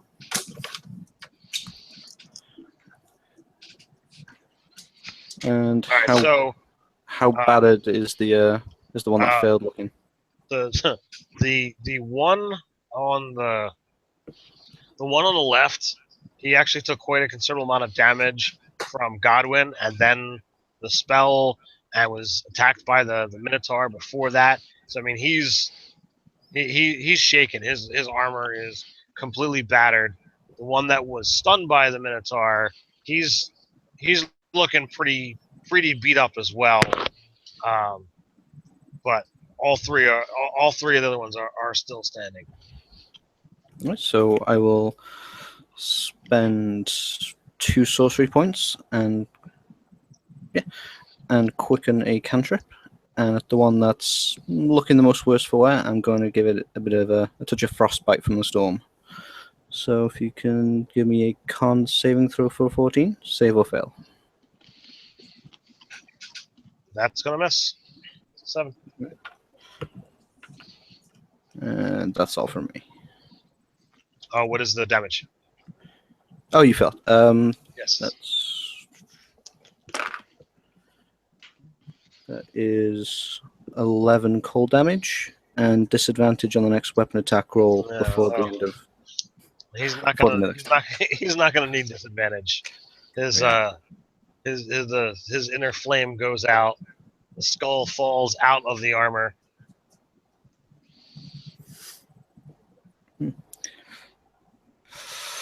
Ooh. Seeing this, I'm invigorated with the thrill of battle, and will action surge. Let's see if we can do one. So, from right on top of the other one, we'll give it, yeah. Yeah, being a bit foolish in the heat of battle, I'll give it a lightning bolt straight down through it. The one on the left or the one on the right? The one on the left. All right. That time he passed the save. I got a 18 on the saving throw.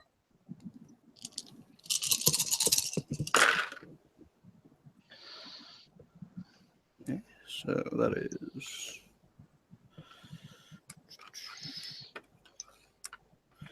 So many dice, so little time.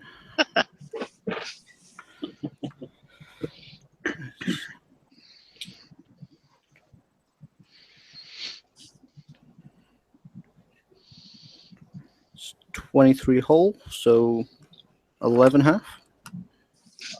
It's close. Had he not failed to save.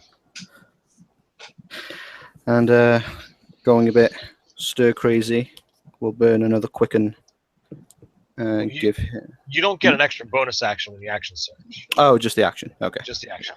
Okay. That would be broken as all hell. Would be awesome, but broken. A little bit broken. Action surge is pretty broken when you pair certain things. It's the only thing that actually allows you to really cast 2 spells during your typical turn. So it's pretty crazy. All right, Grog, you're up, sir. All right. You're sandwiched between 2. One is really beat up. The other one's damaged. Is the stunned one alive still, or is it the one that just died? No, the stun one is still up. Cool. All right. So I'll take a whack at the one that's really beat up. All right. Oh crap! I got a 12 and a 15. Oh. That's not nice. Well, I'm going to go ahead and use my inspiration point to re-roll one of those. All right.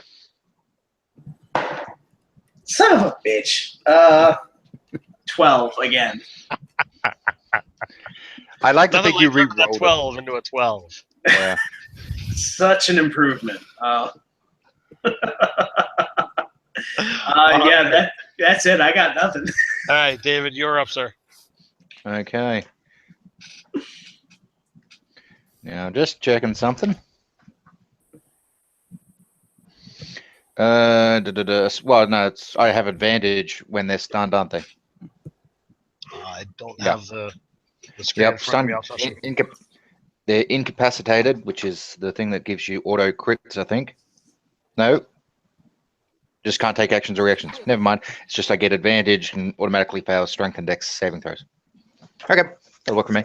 Oh well, on Mr. Stunnage. Oh, you fucking! With my horns, the first attack, I just rolled a 3 and a 4 with advantage, so that's a miss.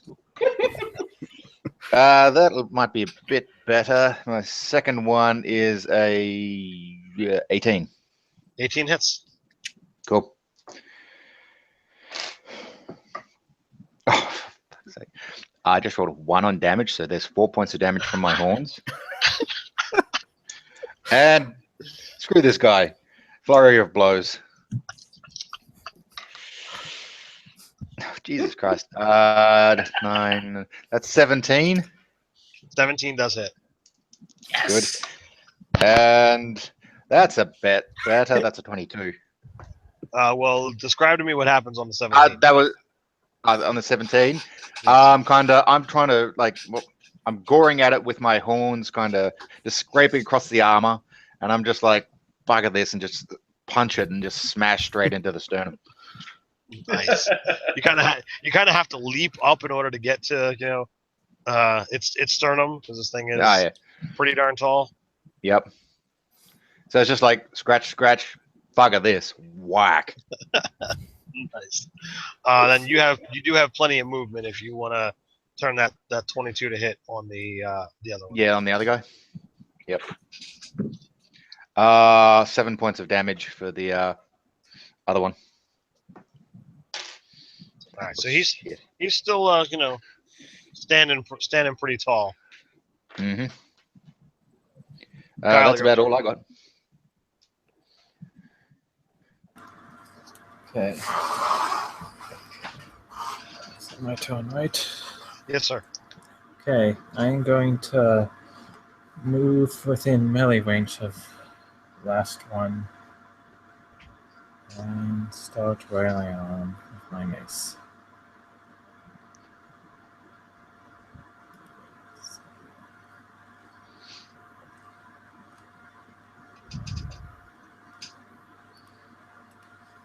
First attack. It's an 18 to hit. 18 hits. The second attack is a 9. 9 is going to miss. The mace does 4 damage. 4 damage? Yep. All right. Chipping away at it. That brings it to Godwin. All right. There's still one that's. I mean, how many left? There's one standing. Yeah. Let's just start wailing on them, or trying to. That would be a 14 and a 23. The 14 is going to miss. The 23 hits. All right. I'm gonna divine smite again. First level. So, Okay. So that's a 9 on the initial hit, and additional 9, so 18. Every little bit counts. All right, it's looking pretty beat. You guys are chipping away at it, but it is still standing. So let's see here. In melee with this thing right now is both, or sorry, not both, but Ramus, Godwin, Kierna, and Gorog, correct? All of you are currently swinging at this thing? Yeah. All right, so I'm going to roll a d4 to determine who's getting swung at. So it is Gorog. Bring it, fell beast.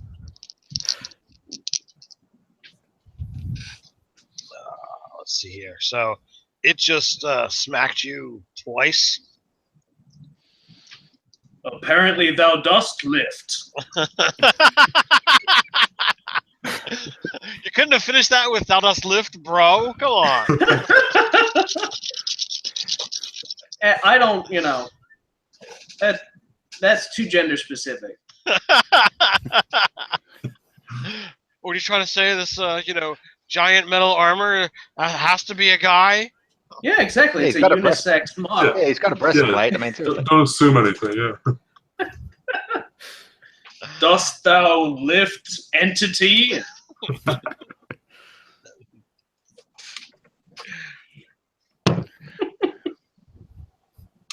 So he hits Did you you just- for 38 points of damage. Holy shit. Okay. 38. It does. Yeah, now I have to math. 52 minus 38 is 22, 14. 14 hit points. All right, and then between the five of you, I'm certain that you're going to be able to do the last 8 points of damage this round. So who Not the way I was rolling. wants to describe how it's killed? Who hasn't gotten a kill shot? I don't think Kyle has. All right, Kyle. How about you describe how you kill this thing? Okay. Okay, so can I do I'm not sure, it's like Mario or something. Does he take my mace across from the left, bang the feet off, across from the right, bang the lower legs off, just keep banging it away until I get to the head. Just Nice. smack it across the head. Like, isn't it the Japanese game with the tower with all the bricks and you got to knock them out one at a time and the head slowly Right. drops down? That's awesome. Nice. All right. So you guys, are quite beat up after that encounter. I haven't been touched. All right. Well, I'm at half hit points. Did we want to take a break? Nobody asked you. all right. Some of you are quite beat up. Some of you have expended some power. It is up to you what you guys want to do. It seems caution would fit us well next time instead of charging in. I seem to think that we were warned about charging in. Maybe exercise caution. Yes. You're right. I think that did happen. Yeah. Some guy with a face. Some guy that was a face. Just a face. Yes. So shall we sit and rest for a moment? Please, yes. All right. So as a short rest, I imagine you guys take the pieces of armor and try to put them up against the two doorways, the one you came in or the one at the far end of the corridor, to give you some kind of warnings should anything move into you. That doesn't sound like us. I imagine Nah, at least one of you is intelligent enough to make this call. Yeah. It wasn't me. So,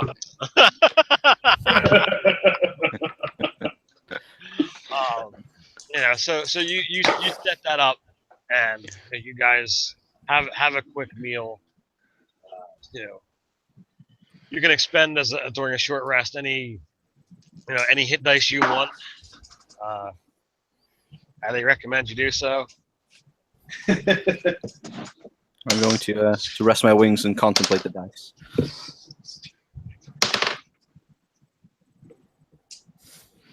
Jesus, I just rolled like shit. Burn through 6 hit dice to do it. Does it matter? Not really. Do you need the hit dice for anything else? How No, long, I don't think so. How long are we resting for? Short rest. An Short hour. rest. Is 4 hours a push? What's 4 hours for you? An hour. An elf. So That's a long rest for him. You still need 8 hours, even as an elf, to do a long rest. You just only need to sleep 4. The other 4, you're just on watch or just twiddling your thumbs. It's got to be rest time. Yeah, you're relaxing. You just don't need to be in your zen state of contemplating. I've had the same argument with my players. Oh, I'll have to go down for 4 hours and I get everything back. No, you still need 8. Well, next time they try and pull that argument, have them look at the player's handbook under long rest and say, this is what it says. And if they still don't like that, pull out the section of the DMG that says, look, I'm in charge. I do what I want. So many people have argued this is and that's is. And you know what? There's been times that I've argued rules in other editions, but legitimately 5th edition has said, you know what? You're the DM. Own it. You're in charge. Do what you want. Change whatever rule you want. And there's no point in arguing. You can say anything you like, but when the DM makes the call, that's it. I'm the boss. There needs to be the I'm the boss song for I'm the DM edition.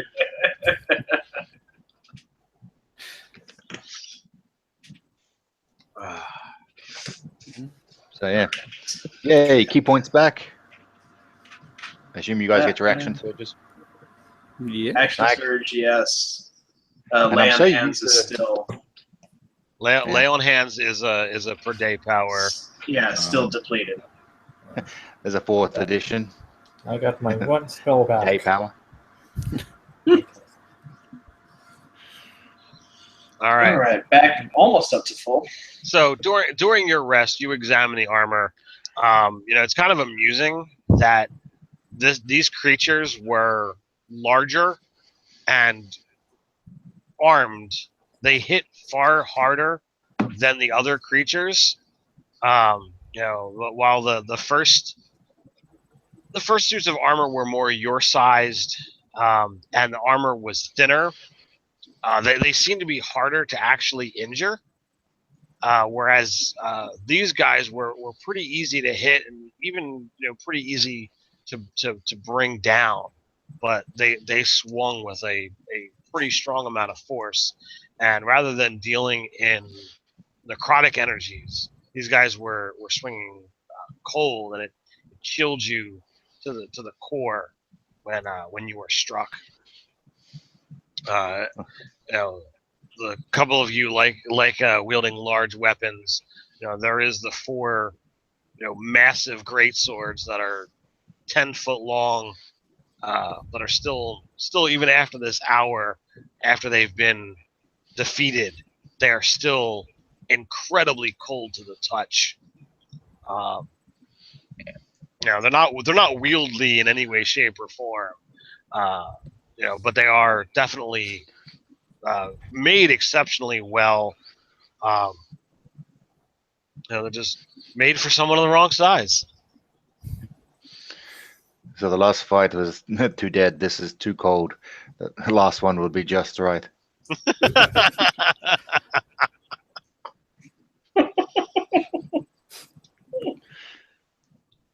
So you guys travel on, when you guys are ready to set back out.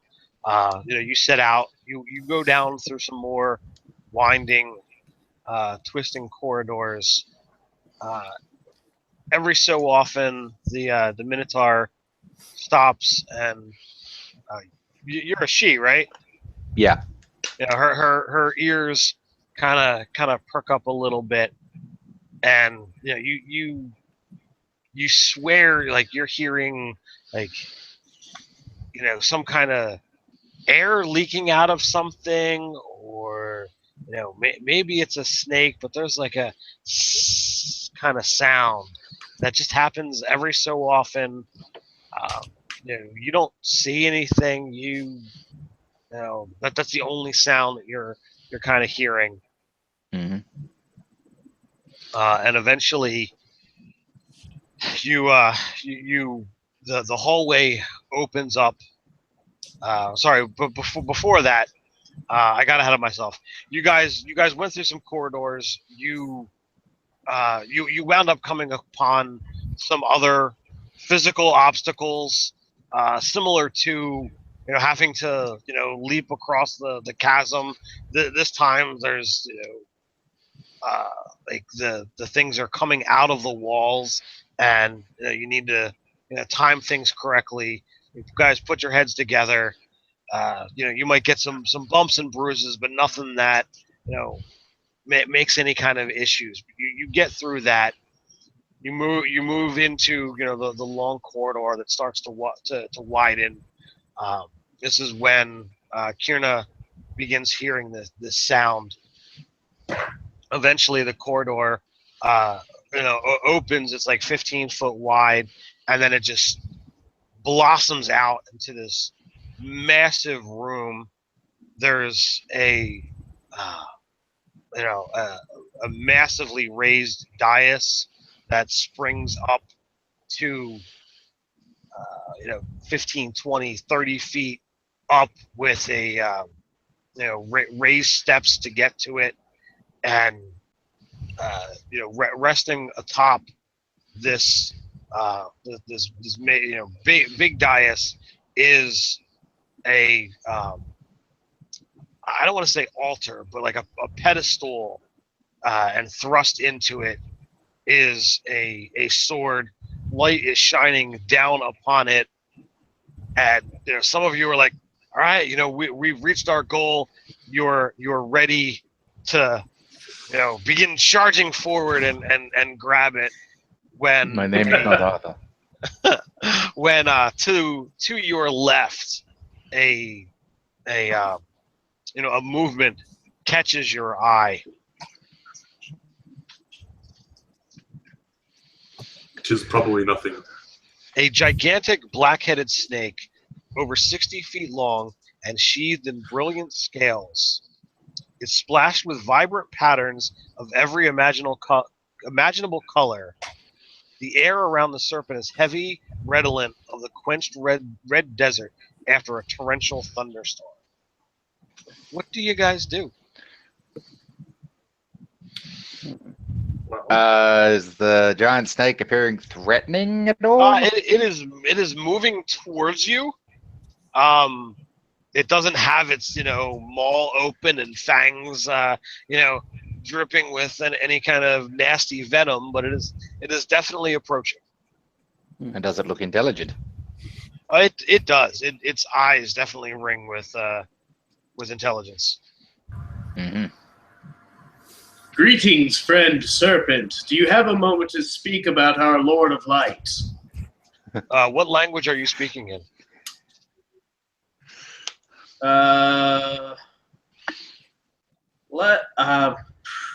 Common, Orc, Elvish, or Dwarvish. We're underground, so I'm gonna go with Dwarvish. So it looks at you, and it blinks its eyes.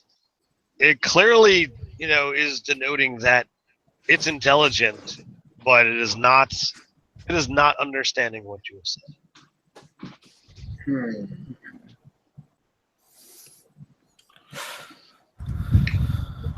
I say, light protect me, and I cast magic weapon on my maul, just in case. Please do it behind someone's back or like.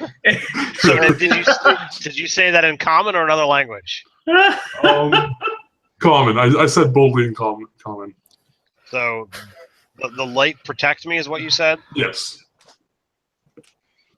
Oh no. Oh dear. Godwin is not a smart man. None of us are, to be honest. So you come here seeking protection? Yes. Maybe. So it looks, it takes a second to look behind you. You are not pursued. What do you claim you need protection from? The Bugs. The darkness. Help to protect others. Someone got I a magic can. missile.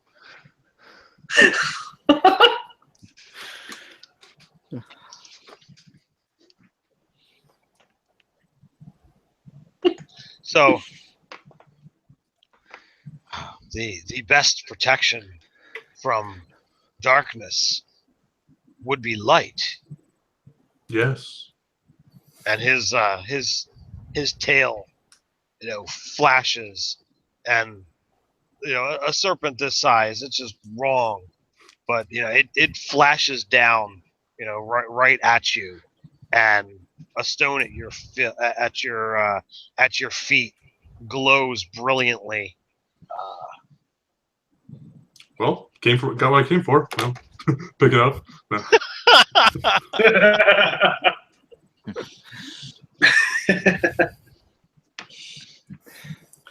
I will try and nonchalantly float upwards away from it, while saying that not all darkness is such a simple thing. Sometimes it's more the darkness inside oneself. You need Hello, protection darkness, from. my old friend. Although I'll just floating a little further away from it. So the darkness within, that takes far more work. Who here needs protection from themselves? Not I. I'm here searching for a way to protect others, with a subtle glance towards the pedestal. So that is it. You have come for the sword, then. You wish to be tested. We would not take it from you violently. If the test is multiple choice. Yes. There is always choice. And unfortunately, Cake or death. unfortunately, the choices set before us are limited. You come for the sword, and I am its protector. So Then you have one chance to stand aside. Oh. So we are at an impasse. Maybe there's a bargain we can come to. I have this glowing rock.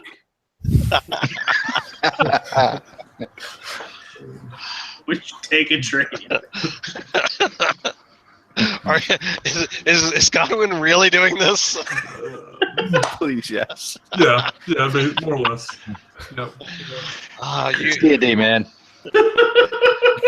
You attempt to offer my own gift back upon me? You do not see how foolish this is? My mistake. Is there something else you desire?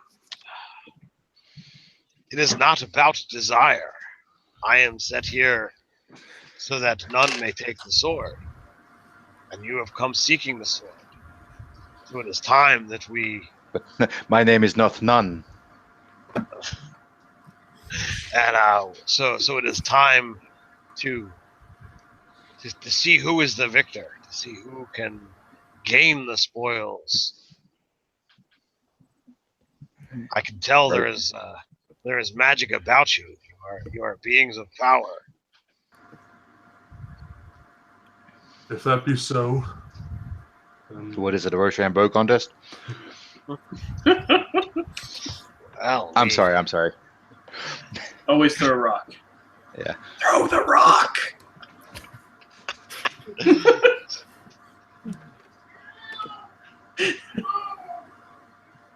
We're about to all die and we're making jokes.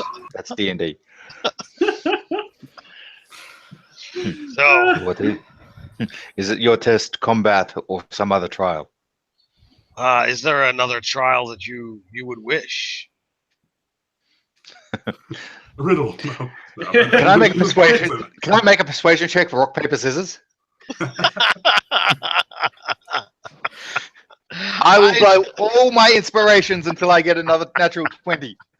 I do not think you've got How the does this- capacity to teach him or to convince him to do this via rock paper.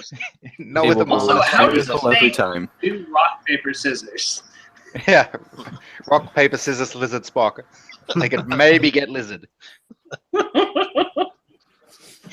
Fork I tongue always- is. I always seem to lose this game. Fingers. Yeah, they're gonna be big. All If right. you- So, well, actually, if it was if the snake was a caster and had mage hand, it could actually play. Or call an unseen servant as a champion to do it. I'm just saying. So this is how we beat the big bad. all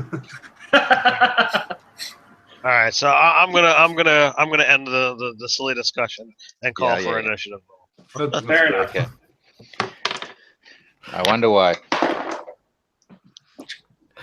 7. Who was the 7? Gora. That's Paul. I got a 19. Gora got a natural 20. Oh. Just behind you with 19. Yeah, and I'm behind that with an 18. So deflated. I got a 9 again. At least you're consistent. I'll see how this plays out. All right. So, Gorog, you're up, sir.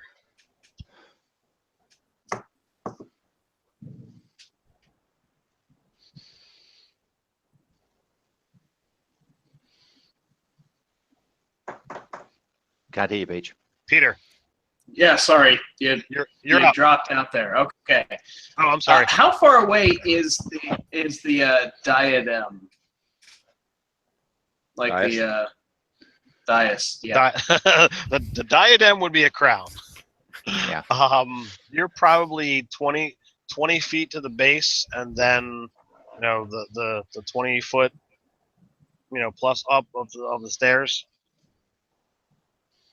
Okay, so would a dash action reach it? So you And how attacks would that provoke? well, I mean, you're not engaged with this thing just yet. Mm-hmm. Let's see here. Do I have reach on this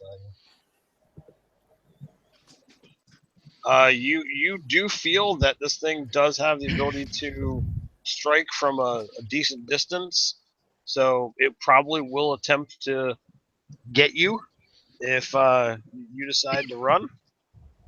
But you can use your move action and a dash action and get to the sword.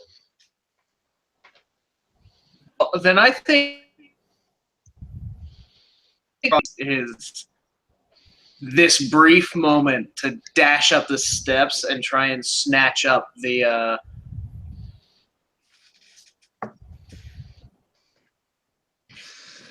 All right.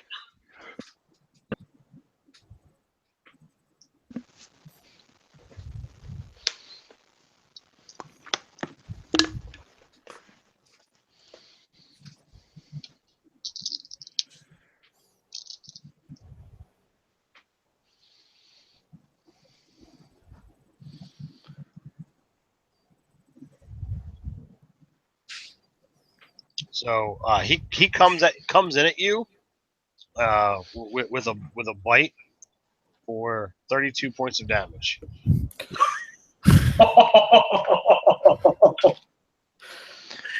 Oh, wow. Ow! I picture you like anytime you see Wile E. Coyote looking up and there's the shadow growing above him and then just whack.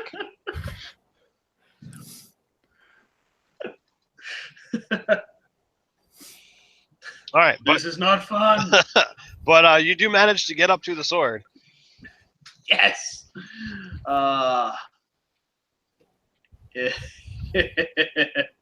With a prayer of thanks to the heavens, I wrap my hands around the handle and hoist it high above my head.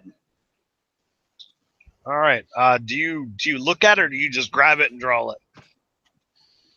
Oh, just grab it and draw it. All right.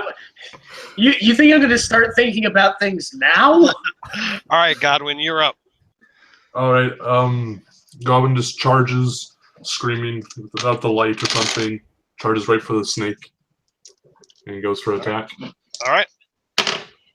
And that would be a 14 and a 26. The 26 hits. The 14 All right. does miss. And what the heck? I'll do a smite. So that's 9 for initial, and I'll do a third level smite for 19 extra damage. So 9 and 19 is 28. Yep. No, those are not the best rolling, but it is what it is. All right, Kierna. Okay. Bugger it. Just charging straight at it. Going to use my horns. First attack. And, well, using if I hit it, trying to do a stunning strike on it. Okay. Ooh, that's what is it, +7? So that's a 26. Hits. It's a DC 14 con save. Big creature like this, I'm sure it's going to be fine. Yeah, I actually think I doubled your save. Yeah. If you said, what's your DC? DC 14. is 14? Yeah. Yeah. I got over a 24. Yeah, and natural 1. So on my second attack, that was not so good. Then so that's that, and then I'll flurry of blows. All right. So what was the damage on your first attack? Oh, I'm sorry, 5. 5. Yep, that dice can go in the sin bin. The sin bin. Yeah, dice jail, sin bin, whatever, it's gone. Flurry of blows. That's a 17 to hit. All right. And did it hit? Yeah. Okay. A natural 17 for the second one. There you go. Okay. With my open hand technique, it cannot retake reactions until the end of my next turn. Okay. That's 13 damage. 13. Yep.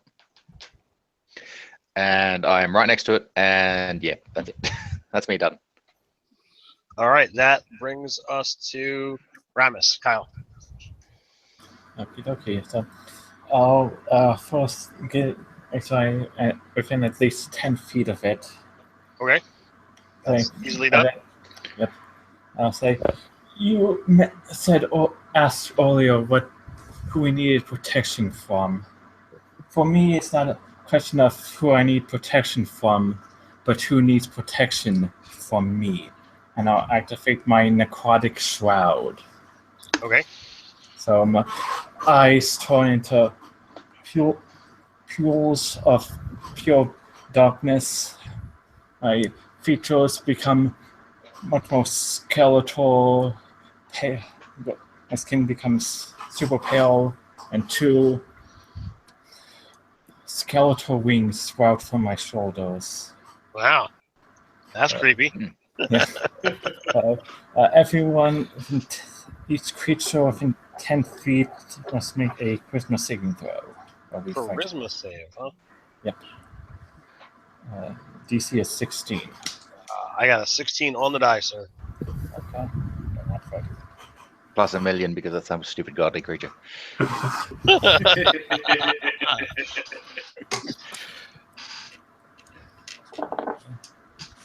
right. So was that your action, or was that just a feature? That is an action to activate it. Okay. And what was that from? That's pretty interesting. That's the Fallen Asimov main ability. Okay.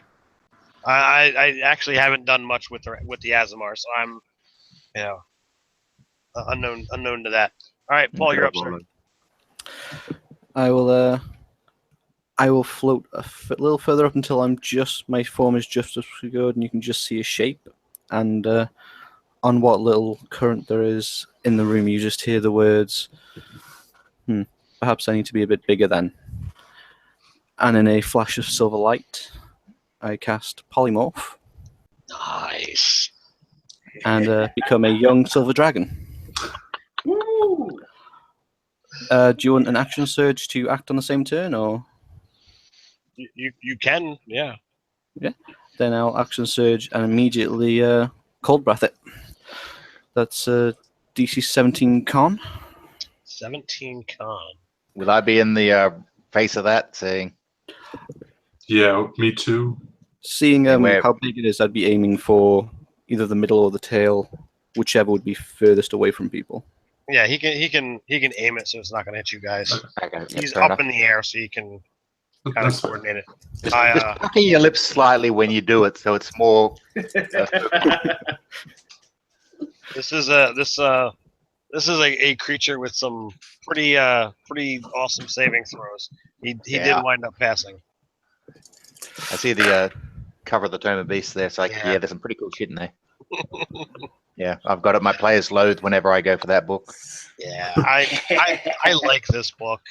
Yeah. It is the meatiest 5th edition book that I've got. Yep. It's so good.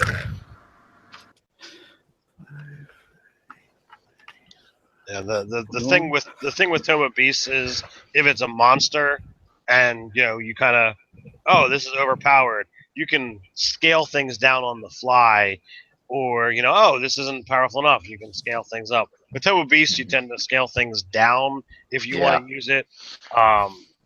But things have decent saving throws, and when you learn more about what this creature is, you'll be able to understand why it's what it is.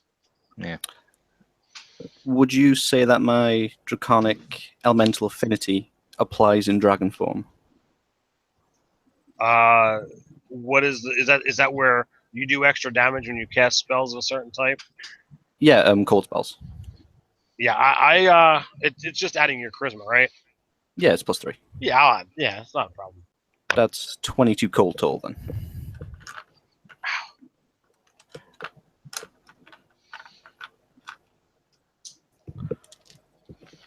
Didn't even have enough dice for that. Then you don't have enough dice, sir. You should go buy more. There's some awesome collections over on Amazon from Wiz Dice where you can literally get like 20 sets of dice. Yeah. Totally check it out via Nice. the Amazon link on Nerdarchy.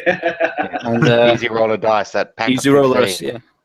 Easy Roller sitting there just thinking, why do we sponsor these people again? Easy Roller Dice for all your dice rolling needs. EasyRollerDice.com/Nerdarchy. All right. Well, he was not happy about you breathing on him and looking like a dragon. So Looking. well, the guy turned into a dragon. He didn't just breathe cold. He polymorphed into a dragon. So there's something I want to really want to happen right now, but yeah, if it doesn't, it's like, I'd wonder if it's got the ability to do so. All right. Dispel magic. Ooh. Yeah, that would be hilarious. Oh, that would suck. All right, so I'm a terrible person. Oh, you're up there, 50 feet high in the air? Boop. I may have an answer for that. all right. Maybe. Well, he's going to start off with this first. So you've already seen him use some magic. So his tail flashes again, and Godwin, can you please make a Constitution saving throw? Sure. That would be a 16. All right. So you begin to feel your flesh harden, and you begin to slow down.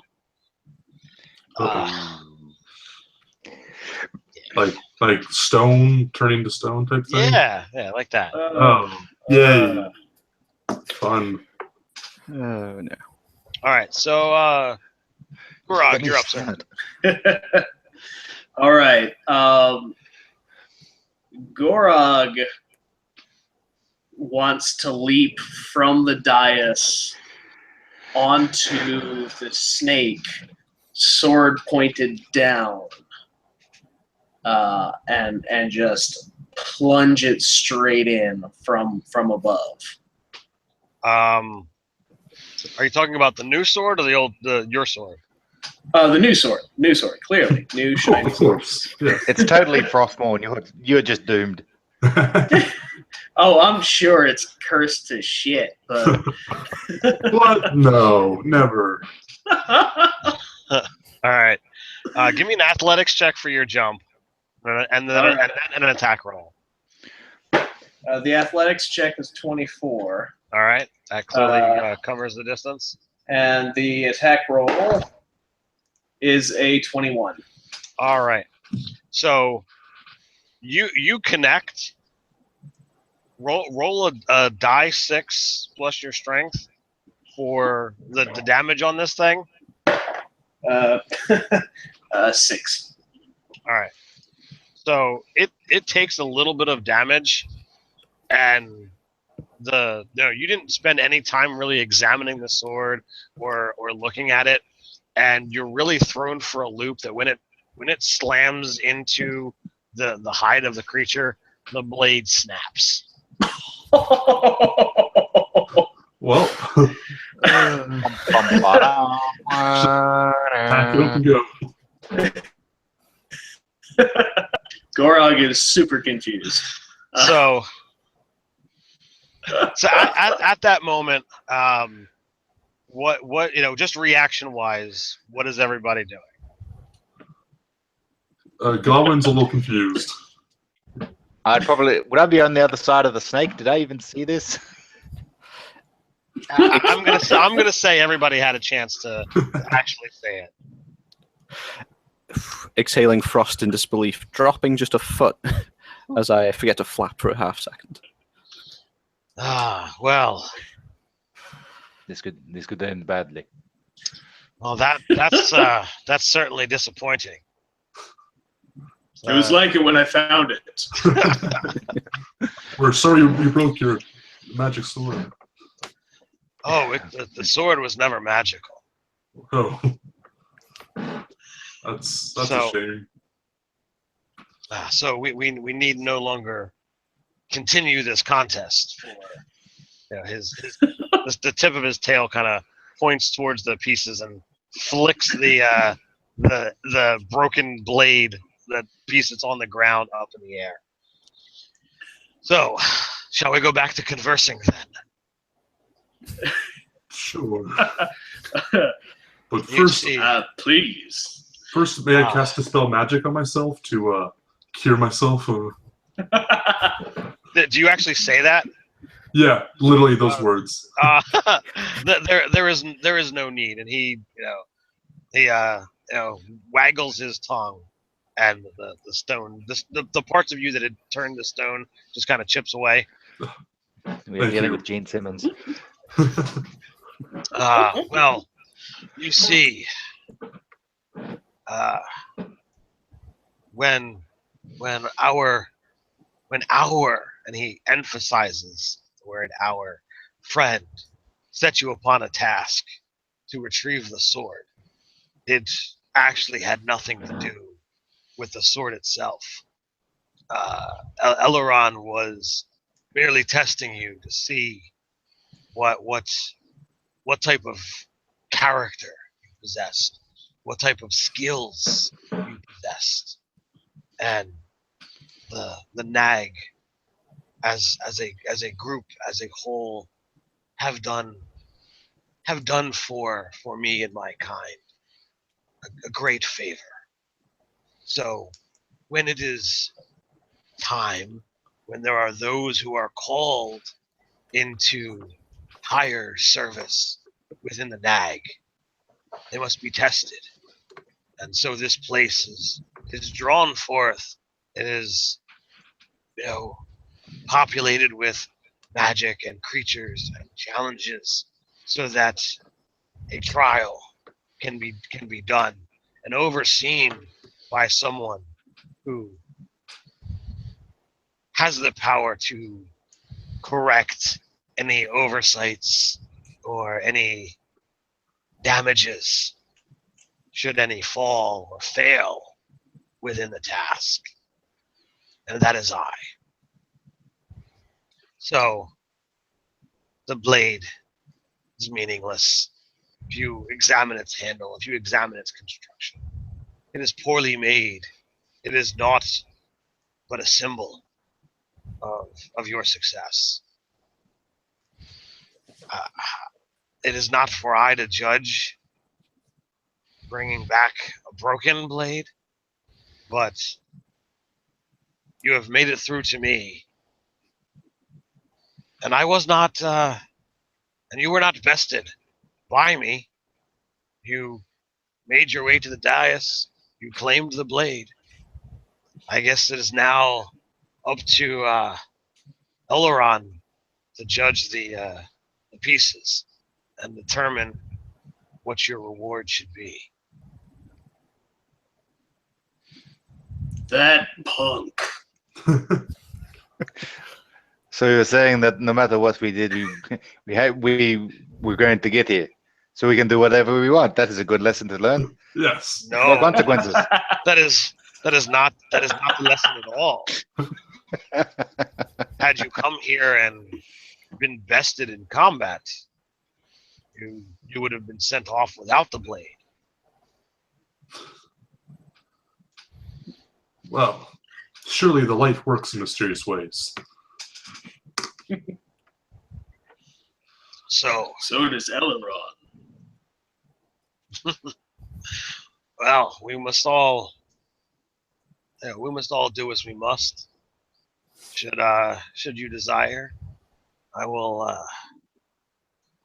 We can talk for a while, and you can learn more about this light that you call upon. And at that, light seems to radiate from the serpent, and some of you are skilled in some knowledgeable pursuits, and you have the distinct feeling that this creature is from above, a celestial.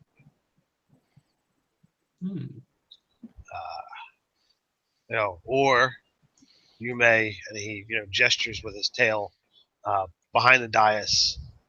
There is a door that will take you back to the surface, away from the swamp, and closer towards your goal. It is completely your choice. Well,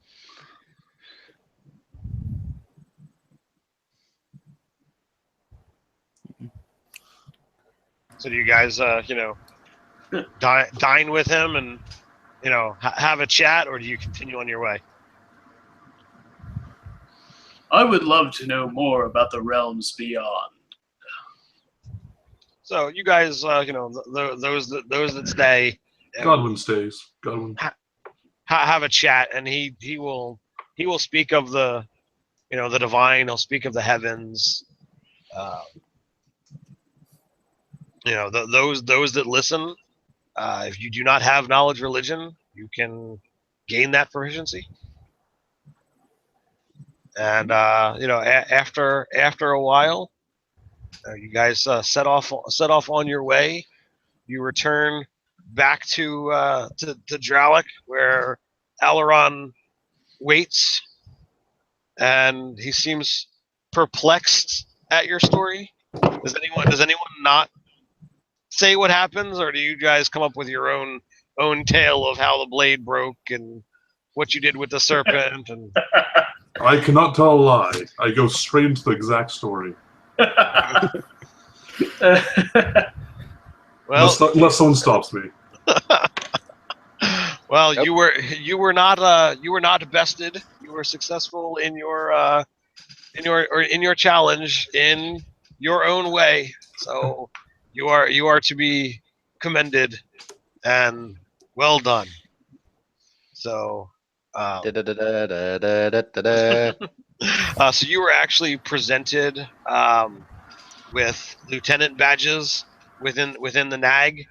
You are held of higher esteem, and should you actually question the test, he does say that when nagsmen or nags ladies get to a certain time, that it is right to have them tested to see whether they're ready for the next level of service. So with that was the Tomb of Agranfol. I hope you guys had fun. I hope those viewers out there who were watching enjoyed it. So to everybody out there in internet land, until next time, stay nerdy. Stay nerdy.